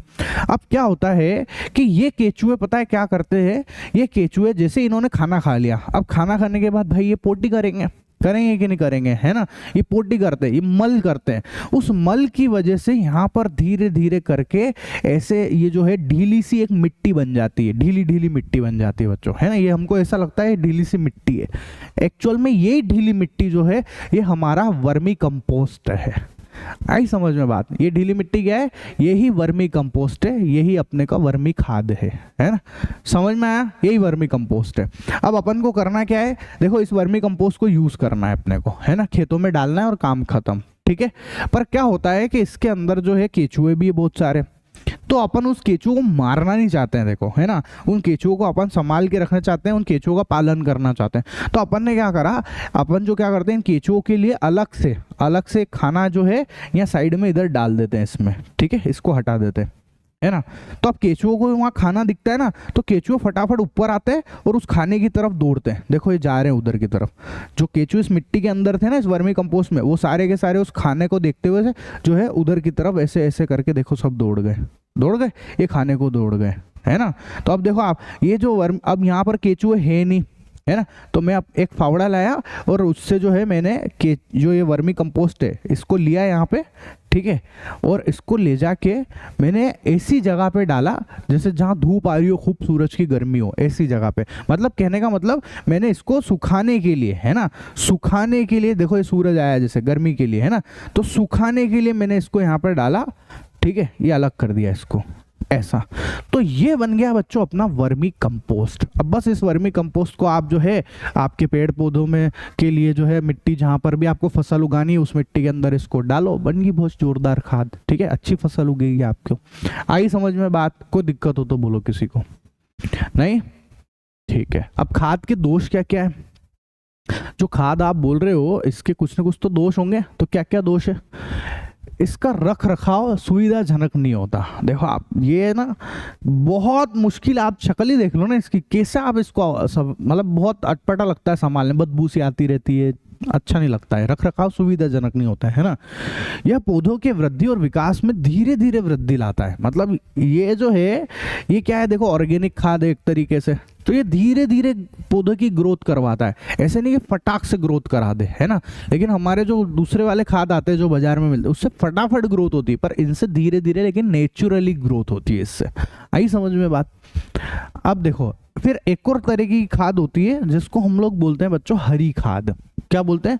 हरी खाद। अब ये हरी खाद क्या चीज है? देखो आप, फसल उगाने से पहले खेतों में कुछ पौधे जैसे पटसन, मूंग अथवा ग्वार आदि उगा देते हैं और तत्पश्चात उन पर हल चलाकर खेत की मिट्टी में मिला दिया जाता है। ये पौधे हरी खाद में परिवर्तित हो जाते हैं जो मिट्टी को नाइट्रोजन तथा फास्फोरस से परिपूर्ण करने में सहायक होते हैं। देखो क्या होगा, बात समझना, ये खेत है। अब इस खेत के अंदर क्या होता है ना बच्चों कि भैया यहाँ पर जो है ग्वार का पौधा, पटसन के पौधे, है ना, या मूंग के पौधे को पहले उगा दिया जाता है, ठीक है। अब उसको उगाने के बाद में क्या करते हैं कि ट्रैक्टर से या फिर हल चला के उन पौधों को जो है ऐसे चपटा कर देते हैं। देखो ये चपटा हो गए, ये सारे पौधे देखो ये चपटे हो गए, ऐसे नीचे की तरफ गिर गए, चपटे हो गए। यही पौधे जो है धीरे धीरे धीरे करके यही पौधे जो है हरी खाद बनाते हैं। मतलब पौधा आपने एक तरीके से मतलब आपने क्या करा, इस पौधे को चपटा कर दिया ना, तो ये धीरे धीरे नष्ट होता जाएगा और खाद बना देगा। इसलिए इसको बोलते हैं हम लोग हरी खाद। मतलब आपने पौधे से खाद बनाई है इसलिए इसका नाम पड़ गया हरी खाद, ठीक है। ऐसा देखो पढ़ो आप, क्या बोला इनने फसल उगाने से पहले खेतों में कुछ पौधे जैसे पटसन, मूंग अथवा ग्वार आदि उगा देते हैं और तत्पश्चात उन पर हल चलाकर, अब हल की जगह अपन ने ट्रैक्टर चला दिया यहाँ पे, है ना, हल चलाकर खेत की मिट्टी में मिला दिया जाता है। तो मिल गए देखो मिट्टी के अंदर, है ना, मिला। ये पौधे हरी खाद में परिवर्तित हो जाते हैं जो मिट्टी को नाइट्रोजन फास्फोरस से परिपूर्ण करने में सहायक होते हैं। नाइट्रोजन फास्फोरस जरूरी है भैया, पोषक तत्व है ये। आई समझ में बात, हरी खाद का क्या कॉन्सेप्ट है, ठीक है। अब समझते हैं हम लोग उर्वरक या संश्लेषित खाद को, है ना। इंग्लिश में बोलते हैं भैया फर्टिलाइजर। क्या बोलेंगे हम लोग? फर्टिलाइजर बोलेंगे। तो क्या होता है फर्टिलाइजर? आप सबने सुना होगा ना, बहुत सारे आपके गांव में, शहर में दुकान होती है फर्टिलाइजर की, प्रकृति फर्टिलाइजर ऐसे करके आपने नाम सुने ही होंगे। नहीं सुने क्या? सुने कि नहीं सुने? बोलो, सुने ना आपने ये सारे के सारे नाम, ठीक है। तो उर्वरक से ज्यादा फेमस फर्टिलाइजर है, ठीक है, हम फर्टिलाइजर के नाम से जानते हैं ज्यादातर। तो ये क्या है? ये एक प्रकार का कृत्रिम खाद है, संश्लेषित खाद है। इसको लेब के अंदर, प्रयोगशाला के अंदर बनाया जाता है, केमिकल्स वगैरह मिला के फिर प्रयोगशाला में बनाया जाता है बच्चों इसको, ठीक है। तो क्या बोला, पढ़ो आप। वे रासायनिक पदार्थ जिसका निर्माण कृत्रिम विधि द्वारा पौधों की वृद्धि और विकास के लिए किया जाता है उर्वरक कहलाते हैं, ठीक है। कृत्रिम विधि मतलब लेब के अंदर बना रहे हो आप, ठीक है, नेचुरल तरीके से नहीं बना रहे, कोई गोबर वगैरह इन सब चीजों से नहीं बना रहे, लेब में केमिकल की मदद से बनाते हो इसको, ठीक है। इनके गुण क्या है? ये जो खाद है, ये जो फर्टिलाइजर है ना, इसके गुण क्या क्या है? तो ये पौधों पर अपना प्रभाव तेजी से उत्पन्न करता है। देखो, जो नेचुरल खाद होते हैं ना, उसके साथ चक्कर क्या है कि वो जो है पौधों के ऊपर धीरे धीरे इफेक्ट डालता है, धीरे धीरे वृद्धि करता है उसकी, बहुत टाइम लगाता है वो। लेकिन जो ये संश्लेषित खाद है, जो कृत्रिम खाद है, जिसको फर्टिलाइजर बोल रहे हैं अपन, ये पौधों की वृद्धि तेज तेज करता है, जल्दी से इफेक्ट डालता है उसके ऊपर, है ना। तो इसका फायदा है एक तरीके से। इसका रखरखाव तथा यातायात की सुविधा जनक होती है। एक बात बताओ, आप नेचुरल खाद जो गोबर वाला है, वो जो जितना भी सारा है, आप उसको इतने अच्छे से मेंटेन नहीं कर सकते, रखरखाव नहीं कर पाओगे आप उसका, नहीं, क्योंकि उसमें से स्मेल आती है, बहुत सारा इधर उधर तितर बितर हुआ रहता है। लेकिन ये जो वाला जो खाद है, ये थोड़ा व्यवस्थित दिखता है, अच्छे से रहता है, मतलब दिखने को ही अच्छा लगता है, तो इसका मेंटेनेंस आसान हो जाता है। और दूसरी बात, इसको एक जगह से दूसरी जगह ले जाना भी बहुत आसान है, इसको ट्रांसपोर्ट करना बहुत आसान है। आप देखना कभी अपने गाँव के अंदर या शहर के अंदर बहुत सारे लोग जो है खाद के कट्टे बाइक पे रख रख के ले जाते हैं, है ना। तो कट्टे वो रखा और बाइक पे लेके चल पड़े, है ना। या फिर जो आप इसको किसी बड़ी गाड़ी में रखो, बहुत सारे खाद के ले जाने आपको, तो गाड़ी में रखो और लेके निकल पड़ो, तो वो आसान है एज कम्पेयर टू अगर आप गोबर खाद को लेके जाओगे, आप नहीं संभाल पाओगे, बहुत ज़्यादा लिचपिच हो जाता है वो, ठीक है। तो उसकी तुलना में ये ज़्यादा बेटर है ना। उसके बाद यह खाद की तुलना में कम मात्रा में उपयोग किया जाता है। तो ये जो उर्वरक है ना, ये नेचुरल खाद की तुलना में कम मात्रा में उपयोग किया जाता है। जैसे 1 बीघा आपकी जमीन है, तो 1 बीघा जमीन में ये वाला खाद जो है फर्टिलाइजर, कृत्रिम खाद, ये कम मात्रा में डलता है। लेकिन हम नेचुरल खाद जो गोबर खाद है ना, या वर्मी कंपोस्ट है, बहुत बहुत मात्रा में डलते हैं, बहुत ज़्यादा मात्रा में डलते हैं ये, ठीक है। तो ये तो इसके फायदे हो गए, लेकिन इसके नुकसान भी है। अब इसके नुकसान क्या है, इसके दोष क्या है, वो समझना आप, है ना। देखो, एक तो क्या होगा कि अगर आप इसको ज्यादा मात्रा में डाल दोगे, जैसे इसको एक लिमिट तक ही डाला जाता है मिट्टी के अंदर, लेकिन आपने इसको ज्यादा मात्रा में डाल दिया, तो आपकी मिट्टी को खराब कर देगा, मतलब आपकी मिट्टी की गुणवत्ता में कमी ला देता है, हास कर देता है। हास का, हाँ यहाँ लिखा हुआ है हास, हास का मतलब होता है कमी, है ना। तो आपकी मिट्टी को ये खराब कर देगा ये, ठीक है। लेकिन आपने और ज्यादा मात्रा में डाल दिया, तो आपकी मिट्टी को, आपकी भूमि को ही बंजर बना देगा ये, मतलब फिर आप उसके अंदर जो है और ज्यादा खाद, मतलब आप और ज्यादा फसल वगैरह नहीं उगा सकते, फिर उसमें इतनी खराब कर देता है मिट्टी को। तो इसको एक लिमिटेड मात्रा में ही डालना चाहिए, ज्यादा मात्रा में इसको नहीं डालना चाहिए, वरना आपकी मिट्टी खराब हो जाएगी, है ना। ये मिट्टी की जल धारण क्षमता को घटाता है। जो मिट्टी की वाटर होल्डिंग कैपेसिटी है, मतलब पानी को, मिट्टी क्या करती है बताओ, पानी को जो है अपने अंदर सोख के पकड़ के रखती है ना, उस कैपेसिटी को कम कर देता है ये खाद, इतना डेंजर है ये। तो इसको सिर्फ एक लिमिटेड मात्रा में ही डालें, जरूरत से ज़्यादा ना डालें। लिमिटेड कितना डालना है, क्या करना है, इसके लिए भैया सरकार ने खूब सारे किसानों के वेलफेयर के लिए बहुत सारे ऐसे कार्यक्रम चला रखे हैं ना, वो बताते हैं आपको। फ़ोन लगाओ आप, वहाँ पे वो बताएंगे कितना डालना चाहिए, क्या डालना चाहिए, वो सब चीज़ें आपको बताते हैं, ठीक है। इसके बाद आता है बच्चों सिंचाई, इरिगेशन, है ना। अब ये सिंचाई क्या चीज है बताओ यार, फसलों को पानी देना सिंचाई, ये सिंपल सी बात है, ठीक है। तो क्या बोला, फसल की वृद्धि और विकास के लिए समय से जल की पूर्ति करना सिंचाई कहलाता है, ठीक है, सिंपल सी बात है। अब सिंचाई के स्रोत क्या क्या है बोलो, अपन के आसपास क्या क्या सिंचाई के स्रोत, कुआं दिख जाएगा आपको, जलकूप दिख जाएगा, नलकूप दिख जाएगा, दिख रहा है, ये कुआं है ना, ये बोरवेल हो गया, वहां से जमीन में से पानी निकालते हैं, देखी होगी ना मोटर जैसी वो बोरवेल, तो ये सब सिंचाई के स्रोत है, इससे पानी मिलता है, ठीक है। और जैसे नहरें हो गई, ये नहरें दिख रही है, ये नहरें जो है ये भी सिंचाई के स्रोत है। नहरों से देखो ये पाइप डाल के खेतों में ले लिया पानी को, है ना, खेतों में पानी ले लेते हैं इससे, ठीक है। नहरें कहाँ से आ रही है, कोई नदी तालाब से जोड़ रखा होता है इनको, बड़ी बड़ी नदियों से, रिजर्वायर से, तालाब से जोड़ देते हैं, वहां से पानी इसमें आता है, फिर यहाँ से जो है खेतों में चले जाता है पानी। देखी होगी आप सबने कैनल्स वगैरह, नदी वगैरह देखी होगी आपने, है ना। उसके बाद तालाब, तालाब क्या है भाई, छोटे छोटे से जो तालाब है इसके पानी से भी सिंचाई कर सकते हैं, कोई दिक्कत वाली बात ही नहीं है, ठीक है। उसके बाद आता है आश्वस्त सिंचाई, एश्योर्ड इरिगेशन। अब ये आश्वस्त सिंचाई क्या है, सिंचाई की वह व्यवस्था जिसके अंतर्गत पौधों के लिए सालों भर पर्याप्त जल उपलब्ध रहता है, आश्वस्त सिंचाई कहलाती है। मतलब सिंचाई की एक ऐसी व्यवस्था जिसमें इन पौधों के लिए, ये जो पौधे दिख रहे हैं इनके लिए साल भर तक पानी रहे, मतलब फिक्स है कि हाँ रहेगा ही रहेगा साल भर तक पानी, वो क्या कहलाती है, आश्वस्त सिंचाई कहलाती है बच्चों, ठीक है। फसल की सिंचाई फसल के प्रकार तथा मिट्टी की प्रकृति पर निर्भर करता है ना। भारत की 58% कृषि मानसून पर निर्भर है, बारिश पर निर्भर है 58% कृषि, केवल 18% कृषि क्षेत्र को आश्वस्त सिंचाई की सुविधा उपलब्ध है।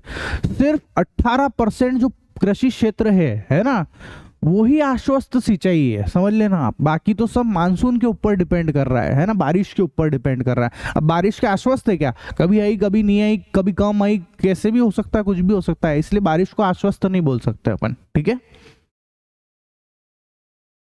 कोई दिक्कत हो तो बोलो, नहीं। अब हम लोग समझते हैं फसल पैटर्न को, क्रॉप पैटर्न को। क्या होता है देखो, किसी कृषि क्षेत्र में फसल को उगाने के एक निश्चित क्रम को फसल पैटर्न कहते हैं, जैसे कि फसल चक्र, ठीक है। मतलब जैसे कृषि क्षेत्र दिख रहा है ना, तो इसमें जो है फसल को उगाने का एक क्रम होता है, एक पैटर्न होता है, ठीक है। एग्जाम्पल क्या ले रखा है, फसल चक्र, है ना। तो आपको समझाता हूं क्या चीज है फसल चक्र, ध्यान से देखो आप, देखो फसल चक्र क्या है, किसी कृषि क्षेत्र में एक निश्चित अंतराल में फसलों को अदल बदल कर लगाना फसल चक्र कहलाता है। फसलों को अदल बदल कर लगाना, है ना। जैसे पहले आपने जो है कोई सी एक फसल उगाई, फिर थोड़े टाइम बाद जो है आपने इसको हटा के, इसको काट के, फिर आपने दूसरे टाइप की फसल उगाई, तो ये कहलाएगा फसल चक्र। ऐसा नहीं है कि आपने जो है आप हर बार जो है एक ही एक टाइप की फसल उगा रहे हो, वो गलत होता है, उससे मिट्टी की उर्वरकता जो है वो भी खत्म होने लगती है ना, धीरे धीरे मिट्टी की उपजाऊता जो है वो कम होने लगती है बच्चों, है ना। तो भैया फसल पैटर्न में होता यही है कि पहले जो आप एक टाइप की फसल लगाते हो, फिर उसको काटने के बाद आप किसी दूसरे प्रकार की फसल लगाते हो, ठीक है। ये कहलाता है भैया अपना फसल चक्र। कोई दिक्कत हो तो बोलो, नहीं। अब भैया इसके फायदे क्या है फसल चक्र के, पढ़ो। इससे मिट्टी की उर्वरता कामयाब रहती है, इसको अपनाने से उर्वरक की आवश्यकता कम पड़ती, खाद वगैरह कम डालते हैं। अगर अपन बार बार बदल बदल के आप जो है फसल लगा रहे हो, फसल बो रहे हो, है ना, तो भैया आपको कम मात्रा में खाद की आवश्यकता पड़ेगी, ठीक है। इससे खरपतवार पर नियंत्रण पाना आसान है। खरपतवार क्या होती है, जो अपनी मेन फसल है ना उसके बीच में और दूसरे सारी घास फूस वगैरह दूसरी सारी चीजें उग जाती है, इसको खरपतवार बोलते हैं। आगे बता दूंगा और आपको कैसे दिखती है, ठीक है। इससे मिट्टी की संरचना में सुधार का मौका मिलता है। अगर आप बदल बदल के लगाओगे तो आपकी मिट्टी जो है वो उपजाऊ रहेगी, अच्छी रहेगी, बढ़िया रहेगी, है ना। इससे पेड़ को कीड़े मकोड़ों के नियंत्रण में भी सहायता मिलती है, मतलब कीड़े मकोड़े ज्यादा नहीं आते अगर आप बदल बदल के लगाते हो तो, ठीक है। मिश्रित खेती, अब ये मिश्रित खेती क्या है सुनो, एक से ज्यादा फसलों को मिक्स करके लगा दिया, उसको मिश्रित खेती कहते हैं, सिंपल सी बात है। तो किसी कृषि क्षेत्र में एक साथ अनेक फसलों को उगाने की प्रक्रिया मिश्रित खेती कहलाती है। जैसे कि गेहूं प्लस चना, अथवा गेहूं प्लस सरसों, अथवा मूंगफली प्लस सूर्यमुखी। ठीक है, तो देखो आप यहाँ पर जो है मैंने क्या कर रखा है, देखो गेहूं के साथ में मैंने देखो सूरजमुखी को उगा रखा है ना। ऐसा नहीं कि सिर्फ एक की गेहूं है, गेहूं के साथ साथ देखो आप सूरजमुखी के पौधे दिख रहे हैं अपने को। तो ये मिश्रित खेती है। क्या है? मिश्रित खेती। एक साथ दो चीजों को आपने मिला के उगा दिया एक ही जमीन में, है ना, उसको बोलते हैं मिश्रित खेती। कोई दिक्कत हो तो बोलो। नहीं, गेहूं के सॉरी बच्चों, गेहूं के साथ आप चना भी उगा सकते हो, है ना, या गेहूं के साथ आप जो है सूर्यमुखी भी उगा सकते हो, या मूंगफली के साथ में आप सूर्यमुखी भी उगा सकते हो। ये मैंने यहाँ पे लिख भी दिया है आपके लिए। ठीक है, मिश्रित कृषि में फसलों का चयन करते समय निम्न बातों का ध्यान रखना आवश्यक है। कौन कौन सी बातें? सुनना जरा। उनका परिपक्वन काल अलग अलग होना चाहिए। जैसे कि ये गेहूं है, तो गेहूं जितने समय में इसको काटते हैं, मतलब जितने समय में परिपक्व हो जाता है, फिर कटाई होती है ना इसकी, ये वाला समय इस गेहूं का जो समय है वो, और ये जो सूरजमुखी आपने बोई है इसका परिपक्वन काल, दोनों का अलग अलग होना चाहिए, एक साथ नहीं होना चाहिए। मतलब इन दोनों में से कोई सी भी एक चीज को आप पहले काटो और किसी दूसरी चीज को बाद में काटो। आप वो उगे ही बाद में, धीरे धीरे करके उगे, फिर वो बाद में उसकी कटाई हो, है ना, ऐसा। इन फसलों की लंबाई भी अलग अलग होनी चाहिए। देखो आप, गेहूं की लंबाई जो है इतनी बड़ी बड़ी है ना, और ये जो अपने पास सूरजमुखी है, ये लंबाई जो है, छोटे छोटे बोने पौधे होते हैं इसके, है ना। इन फसलों की जड़ों का बनावट भी अलग अलग होना चाहिए। ठीक है, फसल की जो जड़ है ये भी अलग अलग होनी चाहिए भाई साहब, है ना।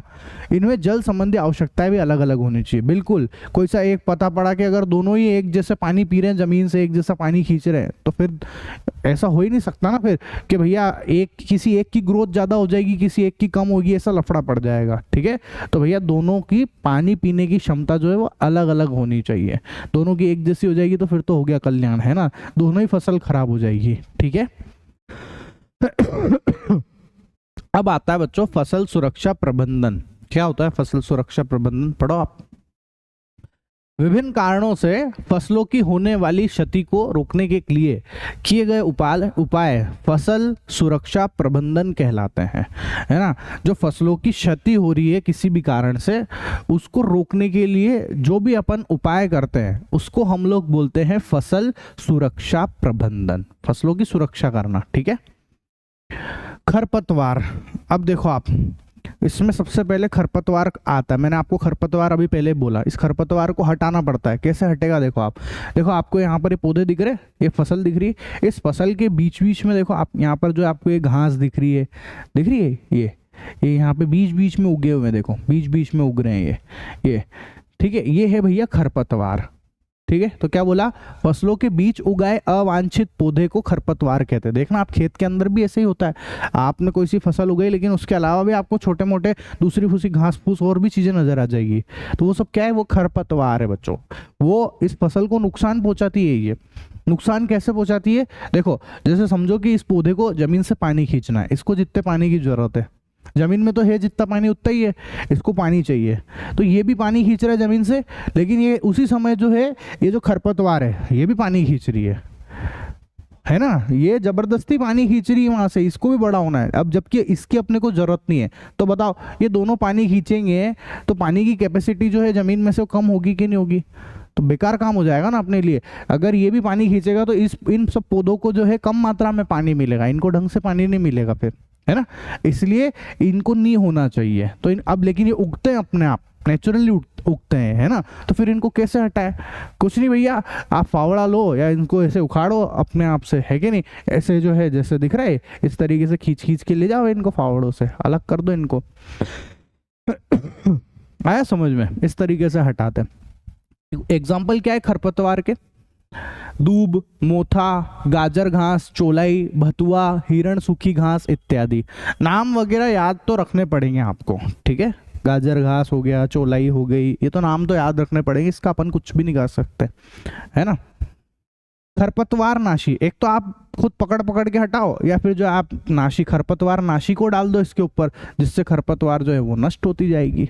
ठीक है, ऐसे आते हैं केमिकल्स आते हैं जिससे हट जाए। एग्जाम्पल के तौर पे देखो आप कौन कौन है, जैसे आइसोप्रोट्यूरान, सिमाजिन 2, 4D, फ्लू, क्लोरीन, टॉक इत्यादि। ये सब कौन है? ये सब खरपतवार नाशी होते हैं बच्चों, ठीक है। अब जानते हैं हम लोग पीड़क के बारे में। पीड़क क्या है? पीड़क ये दिख रहे हैं आपको, ये नील गाय हो गई है ना, ये पक्षी हो गए है ना, ये कीट हो गई बहुत सारे, या जो ये घींगा हो गया, ये सब के सब पीड़क है। ये पीड़क क्या करते हैं? फसलों को खा लेते हैं, फसलों को नुकसान पहुंचाते हैं ये, ठीक है, नष्ट करते हैं उनको। ये टिड्डी हो गई, टिड्डी देखी होगी आपने है ना, ये सब फसलों की बैंड बजा देते हैं। तो ये सब क्या कहलाते हैं? पीड़क कहलाते हैं बच्चों, पेस्ट कहते हैं इनको इंग्लिश में, है ना। तो वे सूक्ष्म जीव और कीड़े मकोड़े जो फसल को नुकसान पहुंचाते हैं पीड़क कहलाते हैं। जैसे कि घोंगा हो गया है ना, ये जा रहा है, ये घेंगा घोंगा है ना, पक्षी, नील गाय, ठीक है, कीट हो गए बहुत सारे कीट, ये सब बैंड। कीट में टिड्डी भी आ जाती है, सबसे ज्यादा तो टिड्डी खराब करती है, ठीक है, आया समझ में। तो पीड़कनाशी क्या है? जो पीड़क को, ऐसे केमिकल्स जो पीड़क को खत्म कर दे, मार दे उनको, वो पीड़कनाशी है। तो दवाइयाँ आती कि नहीं आती बाजार में, है ना, पेस्टिसाइड्स आते हैं ना बहुत सारे पीड़कनाशी, वो दवाइयाँ जो है जिसको खा के अपनी बैंड बज रही, लोगों को कैंसर भी हो रहा है, बहुत नुकसान पहुंचा रही है दवाई, भयंकर तरीके से बीमार कर रही है, तरह तरह के रोग कर रही है ये दवाई वाला है। जो अपन दवाइयों की चीजें खा रहे हैं ना, इससे अपनी भी बैंड बज रही है, ठीक है, ऐसा। तो ये दवाइयाँ क्या करती है? इन पीड़कों को मार देती है, इन सब पीड़कों को मारने का काम करती है दवाइयाँ, ठीक है। तो क्या बोला? जो रासायनिक पदार्थ फसलों को क्षतिग्रस्त करने वाले कीटाणुओं से फसल की रक्षा करता है पीड़कनाशी कहलाता है। कौन कौन एग्जाम्पल है? जैसे कि मेलेथियोन, डीडीटी। डीडीटी की फुल फॉर्म क्या है? डाई क्लोरो डाइफेनिल, है ना, 2 क्लोरो ब्यूटाडाइन, ऐसे करके ये जो है। एक और होता है 2 क्लोरो ब्यूटाडाइन, ठीक है। तो ये डीडीटी का छिड़काव, ये सब आपसे पूछा जा सकता है नॉर्मली, है ना। अब आता है बच्चों अनाज का भंडारण। अनाज का भंडारण क्या? अब आपके पास फसल आ गया, अनाज आ गया, अब अनाज को आप कहाँ स्टोर कर रखते हो? गोदाम वगैरह में, सिंपल सी बात है कि नहीं। अनाज का भंडारण करते कि नहीं करते भैया? अपन स्टोरेज करते ना। क्या बोला? देखो, खाद्य पदार्थों को सुरक्षित रखते हुए इसकी गुणवत्ता को बनाए रखना अनाज का भंडारण कहलाता है ना। सुरक्षित रखते हुए उसको अवेयर के रखना, उसको स्टोर करना, वो भंडारण कहलाता है।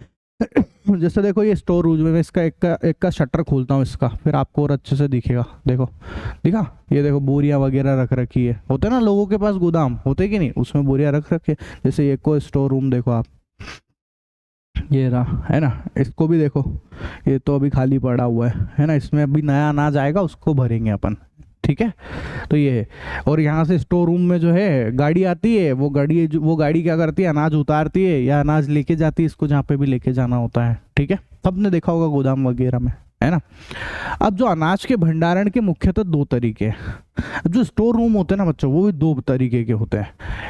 कोल्ड स्टोरेज, एक होता है कोल्ड स्टोरेज, शीत भंडारण बोलते हैं जिसको, ठीक है। कोल्ड स्टोरेज के बारे में सबको पता है कि नहीं? है कि नहीं। मावे वाले जो है अपने मावे को कोल्ड स्टोरेज के अंदर रखते हैं। ऐसा बहुत सारा अनाज है जिसको कोल्ड स्टोरेज के अंदर रखा जाता है, ठीक है। जैसे आइसक्रीम जो आती है वो भी कोल्ड स्टोरेज के अंदर ही आती है। उनकी जो गाड़ियाँ होती है ना, जिसमें जो ट्रांसपोर्ट करते हैं आइसक्रीम को, वो भी कोल्ड स्टोरेज होता है उनकी गाड़ियों के अंदर भी, ठीक है। तो कोल्ड स्टोरेज होता है एक। तो क्या बोला? शीत भंडारण क्या होते हैं? पढ़ो आप। अधिक नमी युक्त भोज्य पदार्थों को सुरक्षित भंडारित करना शीत भंडारण कहलाता है। इसके अंतर्गत साग, सब्जी, फल और मांस, मछली एवं दूध का भंडारण किया जाता है। कोल्ड स्टोरेज में किस किस का बोलो? साग, सब्जी, मांस, मछली, दूध वगैरह, सब्जी, फल, इन सब चीज़ों का भंडारण कोल्ड स्टोरेज में कर दिया जाता है। तो अपने जो फल होते हैं, सब्जी होती है, उन सबको भी इसके अंदर डालते हैं। आइसक्रीम को डालते हैं, ठीक है, मावे को डालते हैं, ऐसा। तो ये तो हो गया शीत भंडारण, है ना।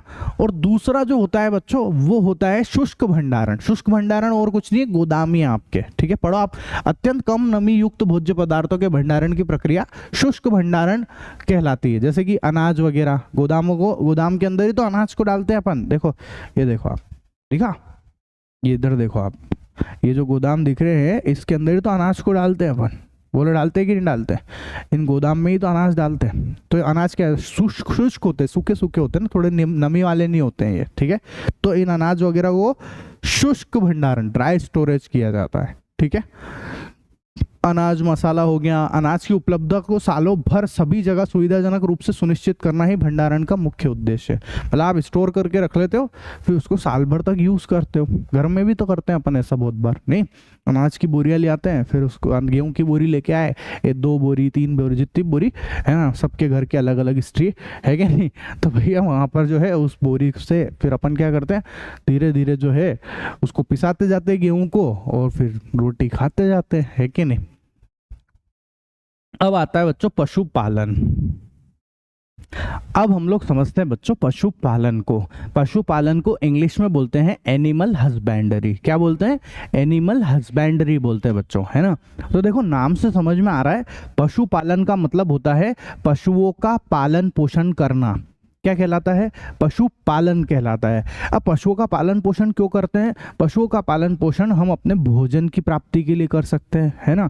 हम इसके अपने आर्थिक लाभ के लिए कर सकते हैं, ठीक है? और हम जो है दया धर्म के नाते भी कर सकते हैं। ये काम नहीं कर सकते क्या धर्म के नाते भैया, कि पशुओं को पालना जरूरी है? हमारा भारतीय संस्कृति यही सिखाती है हमको, नहीं सिखाती क्या, है ना? तो देखो पशुओं को क्यों क्यों पाल रहे हैं? भोजन के लिए कर सकते हैं, है ना? भोजन कैसे? पशु से दूध मिलता है, दूध से जो है हम घी बनाते हैं, दही बनाते हैं, मक्खन बनाते हैं, तो भोजन मिल गया कि नहीं मिल गया अपने को, है ना? और आर्थिक दृष्टि कैसे? वो जो दूध आया है उस दूध को आप बाजार में बेचो, बाजार में बेचोगे उससे आपको पैसे मिलेंगे, उससे आपका घर का खर्चा चलेगा, कामकाज चलेगा आपका, है कि नहीं? आपकी पढ़ाई लिखाई चलेगी। तो पशुपालन बहुत इंपॉर्टेंट है, नहीं है? और अब दया धर्म के लिए भी कर सकते हैं हम लोग, नहीं कर सकते क्या पशुपालन? ठीक है, जैसे ये भेड़ है, तो भेड़ क्यों पालते हैं लोग? भेड़ से जो है उसके बालों से जो है वो ऊन बनती है ना? बनती कि नहीं? और उससे ऊन के जो है हम स्वेटर जर्सी पहनते हैं सर्दियों के टाइम पे, तो ये सब पशुपालन में आता है। वो स्वेटर जर्सी बिकते हैं, उससे जो है जो भी ये काम कर रहा है उसको पैसे मिलते हैं, ठीक है? समझ में आया पशुपालन क्या चीज़ है ना? तो जो मैंने आपको बोला वो यहाँ लिख भी रखा है, पढ़ लो आप आराम से। क्या बोला? भोजन उत्पादन सहित अन्य उद्देश्यों के पूर्ति हेतु पशुओं की पालन पोषण की उचित प्रक्रिया को अपनाना पशुपालन कहलाता है। आई बात समझ में? ठीक है, कोई दिक्कत हो तो बोलो। नहीं, अब देखो क्या होता है कि भारत में एक सर्वेक्षण हुआ है। सर्वेक्षण मतलब जैसे वो कराते ना, सर्वेक्षण कराते कि नहीं कराते, पता लगाते ना भाई कितनी क्या क्या चीज है, डेटा कलेक्ट करना, ठीक है? तो क्या हुआ, भारत में तत्काल में किए गए पशु सर्वेक्षण के अनुसार भारत में भैंसों की कुल संख्या विश्व की कुल संख्या की 50% है। मतलब आप सोचो पूरी दुनिया के अंदर जितनी भैंसें हैं उसका 50% भैंसें तो अपने अकेले भारत के अंदर ही है। कितनी बड़ी बात है, सोचो पूरी दुनिया की 50% भैंसें अपने इंडिया के अंदर, अपने भारत के अंदर है, नहीं? और देश के कुल दुग्ध उत्पादन में भैंसों का योगदान 50% है। और अपने भारत देश में जितना भी दूध का उत्पादन हो रहा है उसमें से 50% जो दूध आ रहा है वो भैंसों से आ रहा है, और 45% जो दूध आ रहा है वो गाय से आ रहा है, और जो बच गए 5% दूध वो आ रहा है बकरी से, ऊंट से, और जो दूसरी चीजें रह गई उनसे आ रहा है। तो 50% दूध कहाँ से आ रहा है? भैंसों से। और 45% दूध कहाँ से आ रहा है? गाय से। और 5% में बकरी हो गई, है ना, ऊंट हो गया, ये सब 5% में रह जाते हैं बच्चों, ठीक है? कोई दिक्कत हो तो बोलो। नहीं, आप सुनो मेरी बात। भारत जो है दूध के उत्पादन में दूसरा सबसे बड़ा देश है। कौन सा?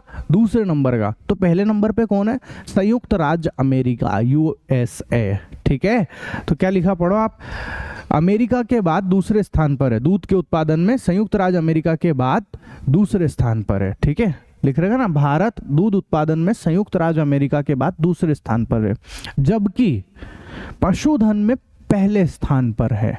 अपना भारत जो है वो पशुधन में सबसे पहले स्थान पे आता है। मतलब इतने सारे पशु जो है ये और किसी देश के पास नहीं है। सबसे ज्यादा पशु किसके पास है?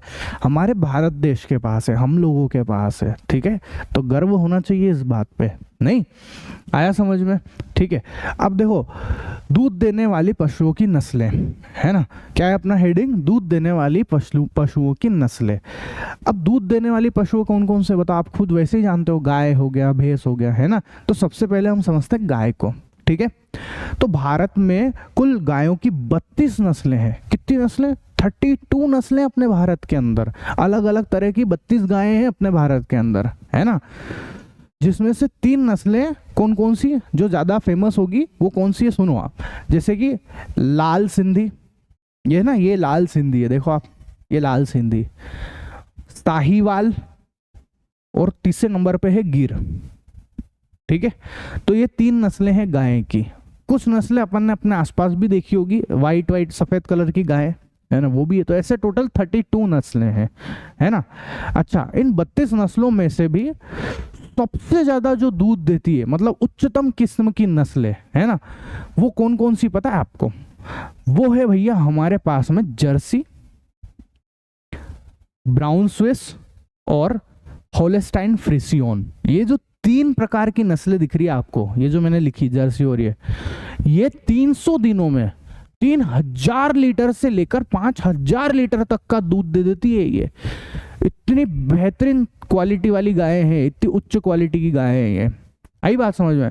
मतलब कि पता है, ये कम से कम एक दिन में 10 लीटर का दूध दे रही है, लगभग एक दिन में 10 लीटर का दूध। समझ रहे हैं आप? नहीं समझ रहे है कि नहीं?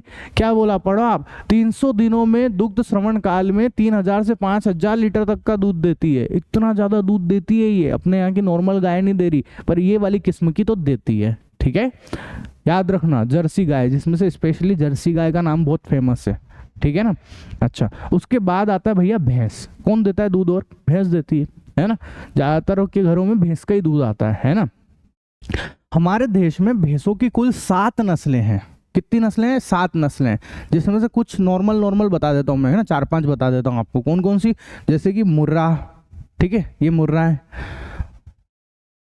भदावरी, जाफराबादी, सुरती और महसाणा। ये देखो आप, 5 प्रकार की नस्लें तो मैंने आपको बता दी है। ऐसे टोटल 7 होती है। तो थोड़ा बहुत जितना आपकी किताब में नॉलेज दे रखा है, जितना बता रखा है, मैं आपको उतना तो बता ही रहा हूँ। ठीक है, तो भैया ये भैंसों की नस्लें हैं, है ना, जो अपने दुग्ध श्रवण काल में 2000 लीटर दूध देती है। कितना? 2000 लीटर का दूध दे देती है ये, याद रखना। कितने? 2000 लीटर का।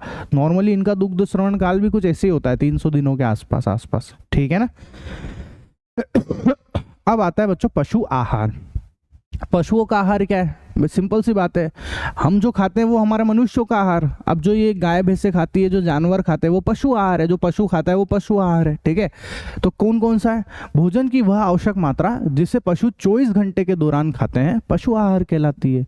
जिसको पशु खाते हैं वो पशु आहार, सिंपल सी बात। ठीक है, पालतू पशु मुख्यतः शाकाहारी होते हैं, है ना, जैसे कि गाय भैंसे, है ना, ये सब शाकाहारी होते हैं, ये मांस वगैरह नहीं खाते हैं। पालतू पशु शाकाहारी होते हैं। ठीक है, एवं चारा ही इनका मुख्य भोजन है। गाय भैंस से क्या खाती बताओ? चारा खाती है कि नहीं खाती है? तो ये इनका मुख्य भोजन है बच्चों, है ना। पशु आहार के मुख्य 4 घटक होते हैं। अब पशु आहार जो है उसके 4 घटक है। जैसे अपने भोजन में भी अपने भोजन के अंदर घटक होते कि नहीं? प्रोटीन, विटामिन, है ना, मिनरल्स होते कि नहीं होते? बोलो, प्रोटीन, विटामिन, मिनरल्स, कार्बोहाइड्रेट, ये अपने भोजन के घटक है, अपने भोजन के अवयव है। उसी तरीके से इन पशुओं के भी भोजन के घटक होते हैं। वो भी कितने होते हैं? 4 घटक, जिसमें सबसे पहला आता है रुक्षांश, रफेज। ठीक है, को क्या बोलेंगे अपन? रुक्षांश आता है। ठीक है, तो ये दिख रहा है रुक्षांश। पढ़ो आप। कम पोषण युक्त वाले रेशेदार पदार्थ, पुआल, भूसा आदि, जिससे मवेशी अपना पेट भरते हैं, रुक्षांश कहलाता है। सबने सुना है ना, भूसा वगैरह, पुआल, भूसा तो सबको पता है कि नहीं? वो भूसा खाती है ना गाय, वही रुक्षांश कहलाता है बच्चों। क्या कहलाता है? रुक्षांश कहलाता है। ठीक है, फिर आता है सांद्र पदार्थ। सांद्र पदार्थ कौन कौन से? जैसे कि ज्वार, बाजरा, मक्का, चना, खली आदि को सांद्र पदार्थ कहते हैं। ठीक है, तो ज्वार, बाजरा, मक्का, चना, ये सब क्या है? ये सब के सब जो है सांद्र पदार्थ है बच्चों। ठीक है, जैसे मक्का हो गया, है ना, बाजरा हो गया, ज्वार हो गई, ये सब सांद्र पदार्थ है। खली, आपने देखा होगा बाजार में पशुओं को खिलाने के लिए खल बिकती है। बिकती कि नहीं बिकती? खल बिकती ना, उसको ही बोल रहे हैं खली। ठीक है, गांव वाले लेके जाते हैं, है ना। तीसरे नंबर पे आता है खनिज पदार्थ, मिनरल्स। मिनरल्स कौन कौन से? कैल्शियम, मैग्नीशियम, फास्फोरस, है ना। ये सब क्या कहलाते हैं? ये खनिज पदार्थ कहलाते हैं, जानते हैं हम लोग। अब ये तो अपने नॉर्म बहुत बारी सुन लिया होगा आपने, ठीक है। इससे पशुओं की हड्डियां, दांतों, सींगों, खुरों आदि का विकास होता है। मिनरल से क्या होता है? पशुओं की हड्डियों का विकास हो जाएगा, उनके दांतों का, उनके सींगों का, उनके जो खुर होते हैं ना पैर में आगे नाखून जैसे, वो खुर नीचे नहीं होते क्या पशुओं के खुर, उन सब का विकास होता है, ठीक है। फिर आता है चौथे नंबर पे जल। चौथे नंबर पे कौन है? जल, है ना। अब जल तो सब जानते हैं भैया, जल है तो जीवन है, नहीं बिना जल के तो कुछ होना ही नहीं, ठीक है। तो यह भी पशुओं के पोषण के लिए महत्वपूर्ण पदार्थ है, जिसकी आवश्यकता अलग अलग जीवों को अलग अलग मात्रा में होती है। कोई ज़्यादा पानी पीता है, कोई कम पानी पीता है। ऊँट जो है वो एक बार में बहुत सारा पानी पी लेता है, तो सब अलग अलग तरीके से अपने अंदर पानी की मात्रा को पूरी करते हैं, ठीक है ना। समझ में आया? ये 4 अवयव समझ में आए? बोलो कौन कौन से 4 अवयव, फटाफट बोलो। सबसे पहले रुक्षांश, ठीक है, बोलो जल्दी से। रुक्षांश हो गया, ये जल हो गया, है ना, खनिज लवण हो गए, ठीक है। आया समझ में? ऐसे करके ये 4 हो गए, है ना। चलो आगे सुनो। अब आता है बच्चों कुक्कुट पालन, है ना। कुक्कुट पालन क्या होता है सुनो। अब हम समझते हैं बच्चों कुक्कुट पालन को। कुक्कुट पालन नाम आपने कम सुना होगा, पर आपने पोल्ट्री फार्मिंग तो जरूर सुना है। पोल्ट्री फार्म सुने होंगे ना, जगह जगह हो गए आजकल, गांव में, शहर में, सब दूर है पोल्ट्री फार्म। क्या होता है भैया पोल्ट्री फार्म के अंदर?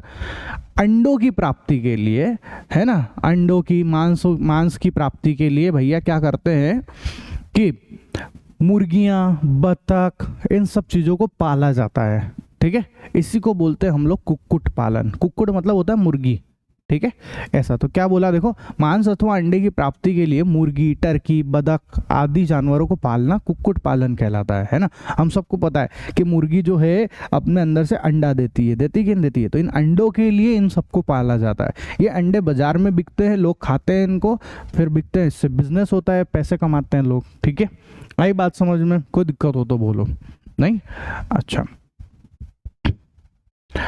भारत में कुक्कुट की 2 नस्लें असील और बसरा है। असील और बसरा, स्पेशली कौन सी 2? देखो मैं दिखाता हूँ आपको। एक नस्ल तो ये वाली जो असील है, इसको क्या बोलते हैं हम लोग? असील। और एक होती है बसरा, ठीक है। तो 2 नस्लें कुक्कुट की, एक असील और एक है बसरा, है ना। कुक्कुट और कुछ नहीं है, मुर्गा मुर्गी की बात हो रही है यहाँ पे, है ना, और कुछ नहीं है, ठीक है। जबकि विदेशी नस्ल की संकर प्रजाति ILS 82, B77, HH260, ISL 82, है ना। अच्छा, ये ILS 82 है, ये ISL 82 है। White leghorn, Rhode Island red तथा लाइट सीयूसेक्स आदि हैं। यह नस्ल प्रति वर्ष 200 अंडे देती है। कितने अंडे? 200 अंडे। तो अब ये नाम सारे हैं, ये थोड़े बहुत आप याद रख लेना, एक दो वैसे कोई पूछा करता नहीं। अपने इंडिया की जरूर पूछ सकते हैं कि कौन सी है, तो ये तो मैंने बता भी दिया आपको, असील और बसरा है, ठीक है।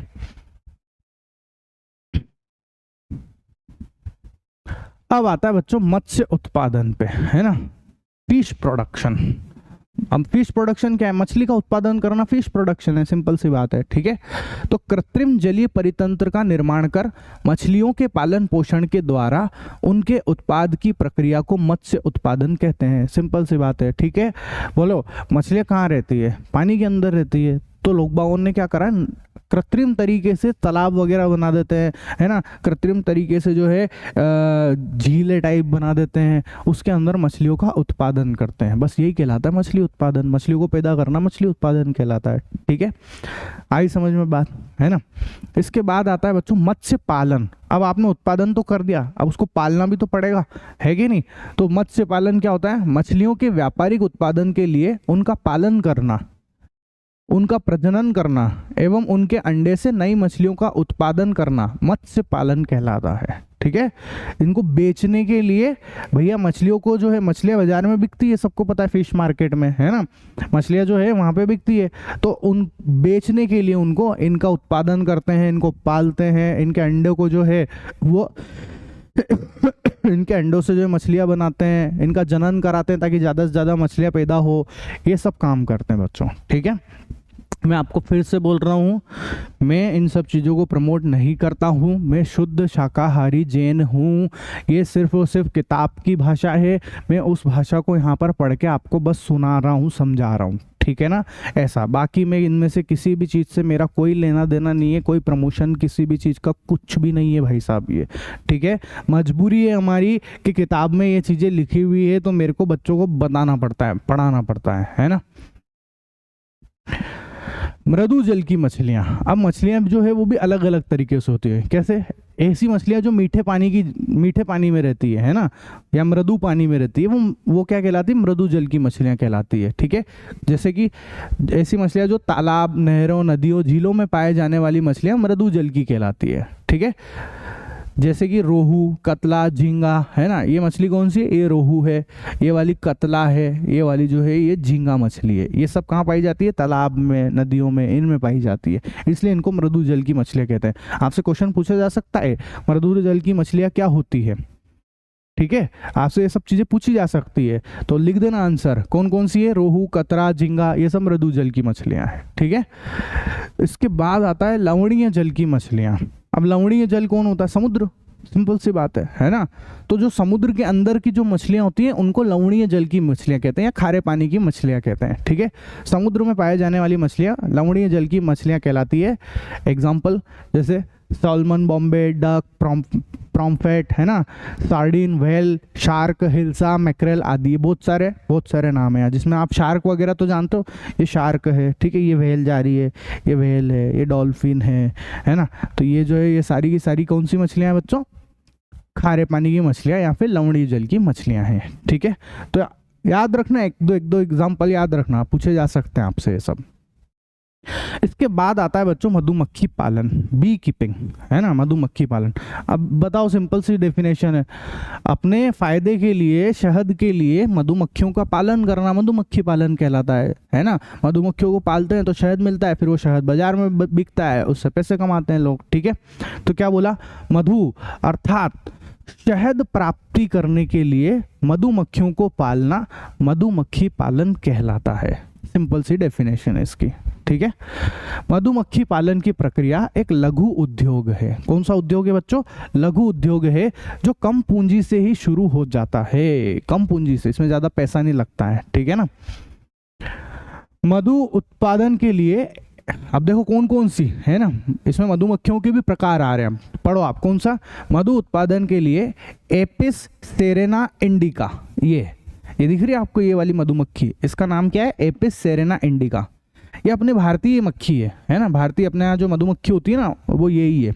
आपसे पूछे कोई कि भारतीय मक्खी का नाम बताओ, तो आप लिख देना एपिस सेरेना इंडिका, ठीक है। उसके बाद एपिस डोरसेटा, जिसको शेल मक्खी कहते हैं। कौन सी मक्खी कहते हैं? शेल मक्खी भी कहते हैं।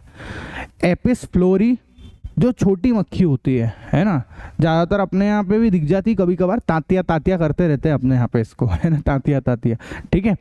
और इटालियन प्रजाति की एक और मक्खी जिसका नाम है एपिस मेलिफेरा, ठीक है। तो ये मक्खियों की प्रजाति है और इनको ही ज़्यादातर पाला जाता है ना। इन्हीं मक्खियों का पालन पोषण किया जाता है, इसी की मधुमक्खी का पालन कहते हैं, ठीक है। आई समझ में बात? बोलो। तो मधुमक्खी पालन क्यों करते हैं? शहद के लिए, बिजनेस के लिए, ठीक है।